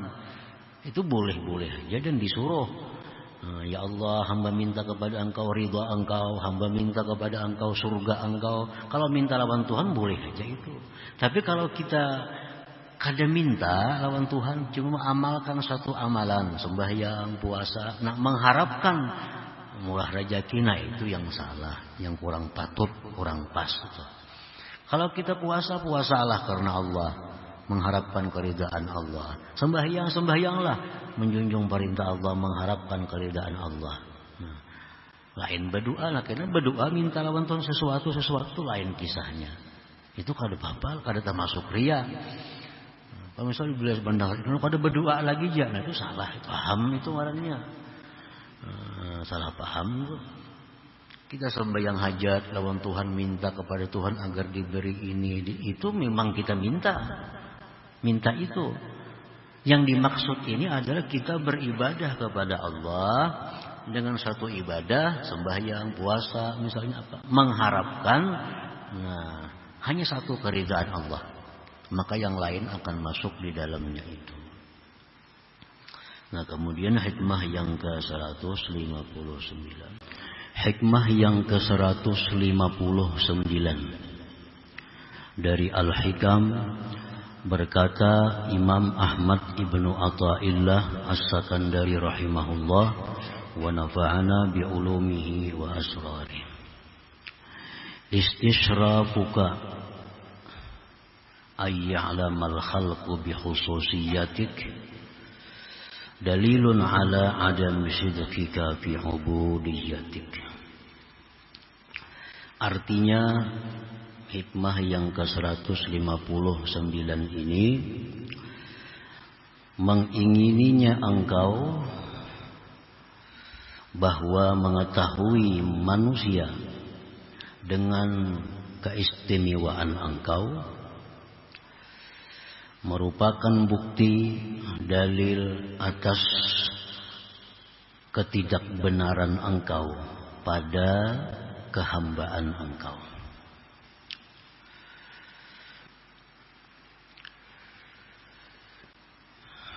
Idza khassaqallah bi khususiyatin kawara'in aw zuhdin aw ma'rifatin aw karamatin thumma tamannaita aw ahbabta ay ya'laman nas bitilkal khususiyah, fadzalika dalilun ala wujudir riya al-khafi fi qalbik wa dalilun ala adami sidqika fil ubudiyah. Maksudnya adalah apabila Allah Subhanahu wa taala telah memberikan kepada engkau suatu khususiyah, suatu kelebihan, keistimewaan. Diberikan Allah kepada seseorang. Contohnya keistimewaan itu antara lain adalah kawarain, seperti wara. Artinya orang yang mampu bersifat wara itu orang yang diberi Allah khususiyah, diberi Allah keistimewaan, sehingga dia bisa bersifat dengan wara. Wara artinya menjauhi segala sesuatu, tindakan, perbuatan, perkataan yang syubhat. Nah, menjauhi segala sesuatu, baik perkataan, baik perbuatan, daripada yang syubhat, artinya yang tidak jelas halal haramnya. Nah, itu satu kelebihan. Kalau kita bersifat itu, kita punya sifat atau punya sikap menolak sesuatu yang tidak jelas halal haram. Baik itu makanan, minuman, pakaian, tempat tinggal, perkataan, perbuatan. Apabila kada jelas hukumnya, kita tidak melakukannya. Nah, itu wara. Ini sifat yang luar biasa, istimewa yang diberikan Allah kepada seseorang hamba. Au zuhdin, atau diberikan Allah dia sifat zuhud. Zuhudnya lebih lagi daripada wara. Dalam kedudukannya zuhud ini lebih tinggi daripada wara. Artinya orang yang wara belum tentu zuhud. Tapi kalau orang zuhud itu sudah pasti dia wara.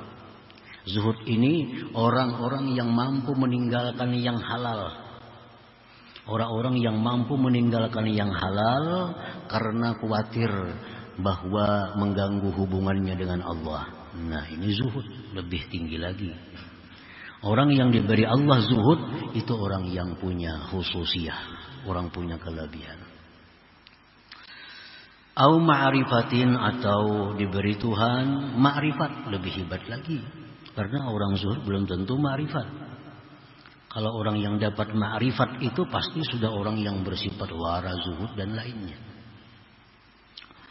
Au karamatin, atau diberi Allah dia karamat, keistimewaan, kelebihan, perkara-perkara yang menyalahi adat istiadat, dia diberi Allah demikian. Nah, apabila Allah mengkhususkan engkau dengan satu kekhususan seperti wara, zuhud, ma'rifat, karamat dan lain-lainnya, kemudian engkau mengingini bahwa manusia tahu dengan kelebihan itu. Nah, engkau mengingini, menghendaki bahwa orang lain tahu dengan kelebihan yang ada pada diri engkau itu.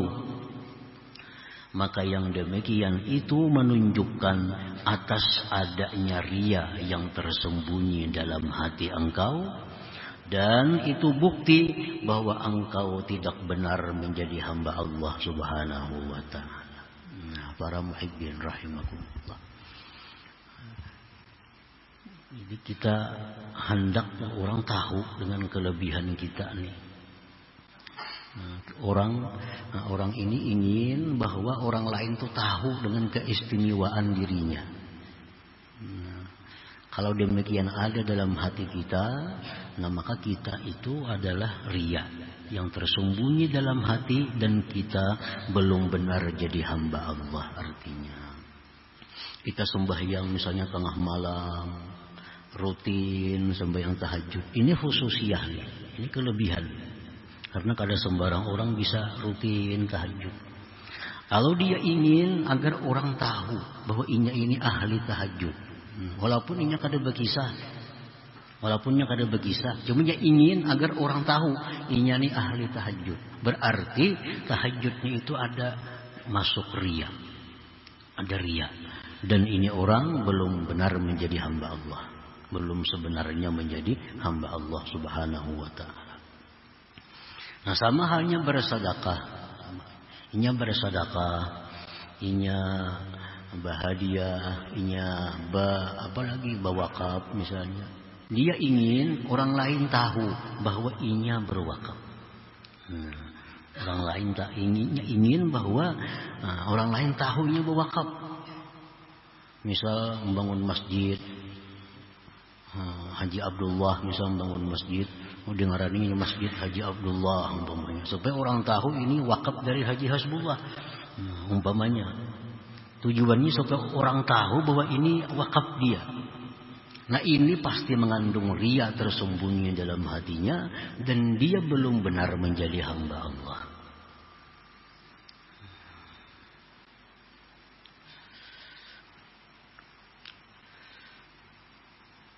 Li'annaka law kunta shadikan ma'allah ma ahbabta ayyara amalaka ghairuhu subhanahu wa ta'ala. Karena jikalau engkau itu benar-benar beserta Allah, engkau benar-benar menjadi hamba Allah, engkau benar-benar berkhidmat kepada Allah, niscaya engkau tidak suka bahwa melihat akan amal perbuatan engkau itu oleh selain Allah subhanahu wa ta'ala. Nah, para muhibbin rahimakumullah. Jadi artinya kelebihan pada diri itu baik dikisahkan kepada orang atau kada dikisahkan. Cuma inya kepingin aja dalam hati. Kepingin dalam hati orang tuh tahu siapa aku nih sebenarnya. Nah, itu berarti orang ini kada bujur. Qala Ahmad ibnu Abil Hawari, man ahabba ay yu'rafa bi syai'in minal khair aw yuzkara bih faqad asyraka fi ibadatihi. Berkata Imam Ahmad ibnu Abil Hawari, barang siapa suka ingin bahwa dia dikenal dengan sesuatu dari kebaikan, atau dia ingin disebut dengan kebaikan, berarti dia telah menyekutukan pada ibadahnya itu kepada Allah subhanahu wa ta'ala. Inya ingin bahwa namanya itu disebut, inya ingin bahwa namanya itu disebut sebagai orang yang berbuat kebaikan,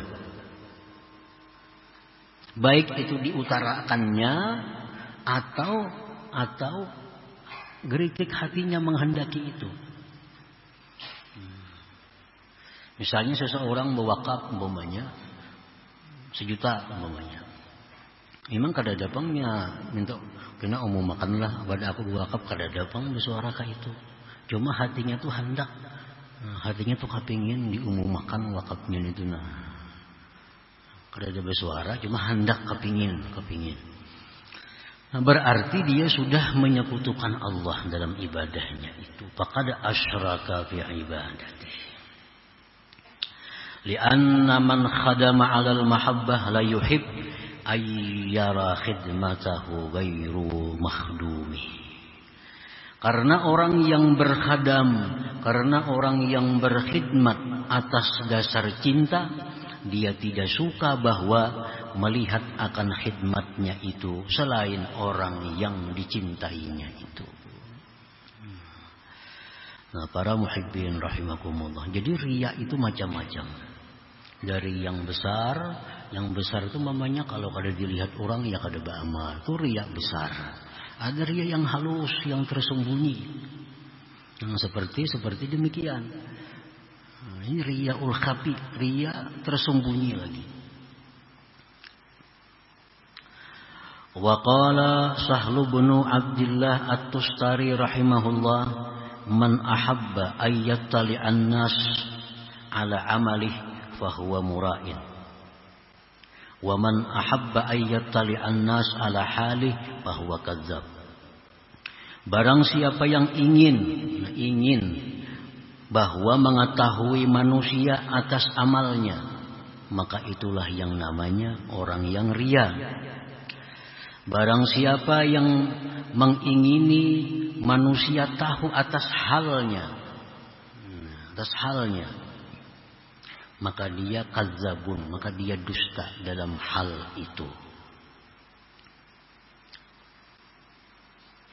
Orang misalnya diberi Allah keistimewaan hal yang namanya fana, misalnya itu hal. Nah, dia ingin orang tahu bahwa dia itu diberi Allah hal keadaan yang namanya fana. Nah, dia ingin orang tahu bahwa dia punya punya keadaan yang namanya asyauq ilallah, rindu kepada Allah. Nah, ini punya keadaan rindu lawan Allah. Inya kepingin orang tahu bahwa dia itu rindu kepada Allah. Nah, bahwa kadzab, maka itu dusta. Itu bukan hal. Karena kalau orang-orang yang benar-benar halnya rindu kepada Allah, halnya itu fana daripada selain Allah, itu kada akan suka bahwa itu diketahui oleh selain Allah subhanahu wa ta'ala. Kalau kita kada ingin diketahui oleh manusia, lalu orang tahu, itu kada jadi soal, kada jadi masalah. Nah, orang kita ini beramal, kita beribadah, kita bersifat wara, sifat kita menyembunyikan. Nah, kita menyembunyikan. Lalu orang kan di mana? Tahunya menyambat kita nih wara, menyambat kita nih zuhud. Padahal kita kada ada berkisah dan kita kada menghendaki itu, tapi disebut-sebut orang. Nah, ini kada jadi masalah. Itu kalau disyukuri ya jadi pahala, tambah pahala ngarannya. Nah, kita sebagai ibadah kadang menghendaki orang tahu dengan ibadah ini, tahu-tahu disebut orang. Nah, kita beribadah itu, kita gembira. Nah, kita gembira karena Allah menampakkan kebaikan, menyembunyikan aib kita. Lalu kita bersyukur kepada Allah, itu double pahalanya. Double pahalanya. Asal jangan dalam hati ada keinginan untuk diketahui orang, itu aja. Nah, bila sudah itu ada, walaupun kada disebut-sebut, itu sudah merusak amal ibadah itu. Para muhibbin rahimakumullah. Jadi fal wajibu 'alal 'abdi idza khassahu Allah bi khususiyatin qatmuha wa satruha. Maka wajiblah atas seorang hamba apabila Allah berikan dia keistimewaan seperti wara, zuhud, misalnya fana atau lain sebagainya tadi, wajib atas dia katmuha, menyembunyikannya, wasatruha, dan menutupinya. Nah, ditutupi itu.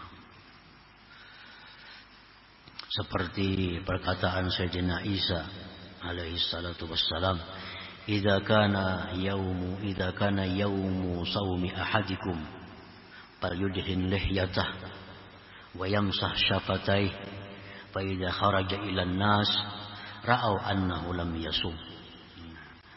Apabila puasa salah seorang kamu, ujar Nabi Isa ini, bila puasa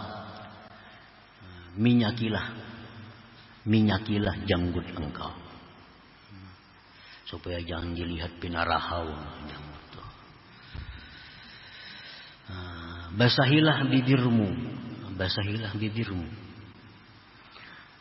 sehingga bila keluar rumah orang menganggap bahwa dia tidak puasa, padahal puasa. Namanya itu menyembunyikan satu khususiyah, satu kelebihan. Kan puasa itu satu kelebihan, satu keistimewaan.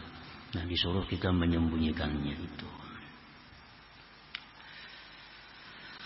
Jadi wajib 'alal 'abdi atas seorang hamba idza khassahu Allah bi khususiyatin, bila mana Allah berikan dia suatu keistimewaan daripada ibadah, wajib katmuha wa satruha, menyembunyikannya, menutupinya, illa kecuali an syaikhihi, daripada gurunya. Kecuali daripada gurunya. Nah, dia boleh membuka apa-apa yang dia alami daripada kelebihan-kelebihan itu kepada gurunya. Nah, untuk minta bimbingan apa yang dimaksud dengan kelebihan yang diberikan Allah kepadanya. Misalnya seorang murid ini bermimpi Rasulullah Sallallahu Alaihi Wasallam. Itu khususnya, itu kelebihan. Mimpi Rasulullah memakai baju putih, ini hijau misalnya, atau warna apa. Lalu dia kisahkan kepada gurunya, wahai guru, ulun tadi malam bermimpi Rasulullah kayak ini, itu apa maksudnya tuh, apa takwilnya? Nah, ini kada jadi soal. Ini perlu seorang murid tuh berkisah lawan gurunya, jangan lawan kawan. Bila kawan-kawan tuh pamer ngarannya. Ini lawan gurunya berkisah untuk minta petunjuk apa yang dimaksud dengan mimpi itu.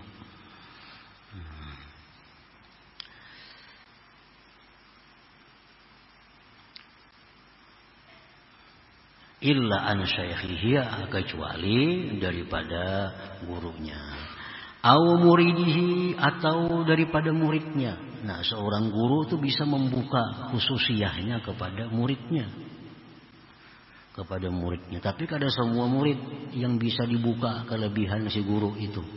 Si guru itu biasa membuka kelebihan-kelebihan dirinya kepada muridnya yang dianggapnya masih belum tasdiqul jazim. Si murid ini belum punya keyakinan yang mantap dengan gurunya. Lalu dibuka oleh gurunya supaya si murid itu dengan gurunya punya keyakinan yang mantap bahwa guruku ini benar. Jadi murid-murid yang dikisahi guru keistimewaan sidin itu murid yang lemah sebenarnya, bukan murid yang harap itu.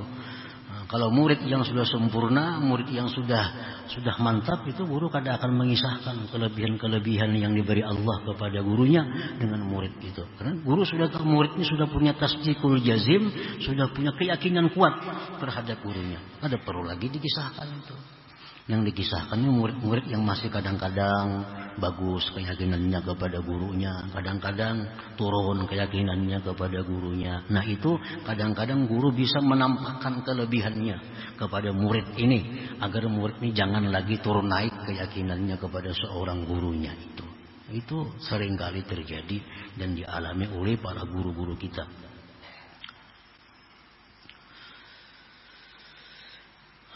Fa'in azharaha bighairihima fa'innahu ala khatarin azim, fahuwa ala khatarin azim.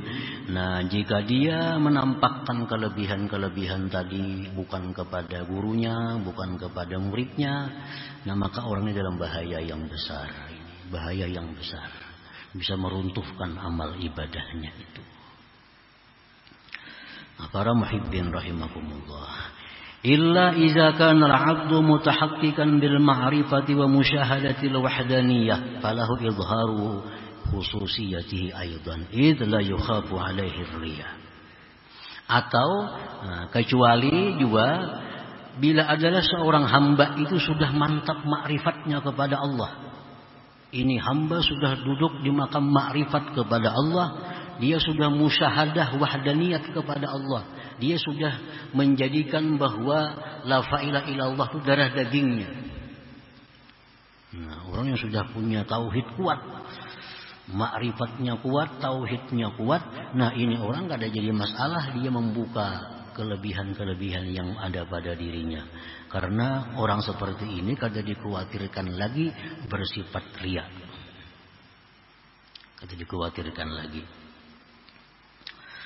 Karena ba'du salaf yaqul sallaitu kaza wa kaza wa talautu kaza wa kaza surah fayuqal lahu ama takhsha min ar-riya yaqul wayhakum wa ra'aytum man yura'i bi'amali ghairi. Ada sebagian ulama dahulu yang berkata, aku sembahyang malam tadi sekian ratus sekian ribu rakaat, aku malam tadi membaca Quran sekian khatam. Lalu ujar nang dihiga, ujar yang di sampingnya, kada takut ria ka bagi kisah itu. Kada takutan ngalawan ria bagi kisah itu. Nah ujar sidin waihakum, celakalah kamu. Apa pendapat engkau? Apakah ria seseorang dengan amal perbuatan selainnya? Apakah bisa ria orang yang tidak beramal? Apakah bisa ria orang dengan amal orang lain? Nah, ini sudah merasakan bahwa apa yang diperbuat diri itu bukan min haulihi wa nafsi. Nah, orang ini sudah makam bahwa orang yang melihat bahwa dirinya itu adalah dalam suatu kedudukan yang tidak ada berbuat kecuali Allah. Mungkinlah aku riya dengan amal orang lain jadinya. Nah itu artinya. Kan biasa riya itu dari amal seorang nih. Nah, riya itu dari amal seorang. Kalau kita merasa bahwa yang beramal ini adalah anugerah hidayah daripada Allah, inayah dari Allah, maulah kita riya lawan amal orang perbuatan yang lainnya. Nah itu artinya bahwa orang yang sudah mantap kedudukannya dalam kedudukan la ilaha illallah, orang yang sudah meyakini, merasapi, menghayati bahwa tidak ada yang berbuat kecuali Allah. Nah walaupun berkisah apapun, orang ini kada dikhawatirkan lagi riya, karena dia merasa bahwa yang beramal itu bukan dia, tapi adalah semata-mata haulullah wa quwwatih, daya dan upaya Allah subhanahu wa ta'ala. Nah orang yang belum makam ini itu kemasukan riya apabila menceritakan amal kebaikannya itu. Para muhibbin rahimakumullah. Al-Imam Abu Abdillah Al-Qurashi berkata, kullu man lam yaqna fi af'alihi wa aqwalihi bi sam'illah wa nazarih dakhala alaihi riya la mahalata. Tiap-tiap orang yang belum merasa cukup pada perbuatannya dan perkataannya dengan pendengaran dan penglihatan Allah, maka masuklah atasnya riya, tidak boleh tidak. Orang yang belum merasa cukup dilihat, didengar Allah, orang ini pasti kemasukan riya. Kalau kita sudah merasakan bahwa cukup Allah yang melihat, cukup Allah yang mendengar apa yang ku perbuat, nah orang ini bisa hilang riya daripada dirinya. Kada penting selain Allah mengetahui amalku. Kada penting selain Allah melihat amalku. Kada penting selain Allah mendengar apa-apa yang ku baca. Cukup aku Allah yang tahu. Nah, kalau orang punya keyakinan demikian, orang ini kada akan masuk riya. Nah, para muhibbin rahimakumullah. Jadi perkara riya ini perkara yang berat, bahkan sangat berat, dan wajib kita menghilangkannya daripada hati kita. Oleh karena itu para ulama berbagai macam cara, berbagai macam teori untuk menghilangkan riya di dalam hati ini. Baik lewat ilmu atau lewat amal, baik lewat ilmu atau lewat doa. Kedua-duanya jalan. Salah satu amal artinya supaya jangan riya, disembunyikan. Itu satu, menghilangkan riya ini. Disembunyikan bila beramal kebaikan, sembunyikan amal kebaikan, menghindari riya. Yang kedua, dijelaskan tadi bahwa setiap kali kita beramal cukup Allah yang tahu. Cukup Allah yang tahu. Nah, itu ilmu. Ilmu supaya jangan riya. Adapun amaliyah doa, Rasulullah SAW pernah memberikan satu doa kepada Abu Bakar Siddiq radhiyallahu an, yang mana Abu Bakar ini khawatir kalau riya. Nah, orang sekelas Abu Bakar pun khawatir kalau riya. Padahal ini sudah punya gelar as-siddiq.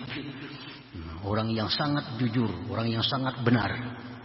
Nah, beliau pun diberi Rasulullah SAW doa, yang doa ini bisa menghilangkan sifat riya yang ada di dalam hatinya itu. Jadi Rasulullah memberi doa kepada Abu Bakar. Allahumma inni a'udzubika an usyrika wa ana a'lam wa astaghfiruka lima la a'lam. Handap aja doanya tuh. Allahumma inni a'udzubika an usyrika wa ana a'lam wa astaghfiruka lima la a'lam. Disuruh Nabi Abu Bakar baca doa itu, niscaya riya itu akan hilang daripada hati engkau. Nah, para muhibbin rahimakumullah. Jadi artinya bahwa menghilangkan riya ini itu belum cukup hanya dengan ilmu-ilmu. Perlu doa. Walaupun kita sudah menyembunyikan ibadah kita, jangan sampai orang lain tahu. Nah, kemudian kita sudah berusaha bahwa agar ibadah kita ini cukup hanya Allah yang tahu, ditambah lagi doa. Allahumma inni a'udzubika an usyrika wa ana a'lam wa astaghfiruka lima la a'lam. Tiap imbas sembahyang baca 5 kali sehari misalnya, habis sembahyang sekali, habis sembahyang sekali. Nah, niscaya riya itu akan hilang. Doa dan ilmu digabungkan untuk menghilangkan riya yang ada di dalam hati kita itu. Nah, kemudian hikmah yang ke-160. Hadratin Nabi sallallahu alaihi wasallam al-Fatihah. Iyyaka na'budu wa iyyaka nasta'in ihdinas siratal mustaqim. Ya Allah biha ya Allah biha wa bi husnil khatimah ya Allah biha wa biha Allah bi husnil khatimah Allah biha ya Allah biha Allah bi husnil khatimah. فيا أيها الرجل منه شفاعة صلوا وسلموا تسليما اللهم صل وسلم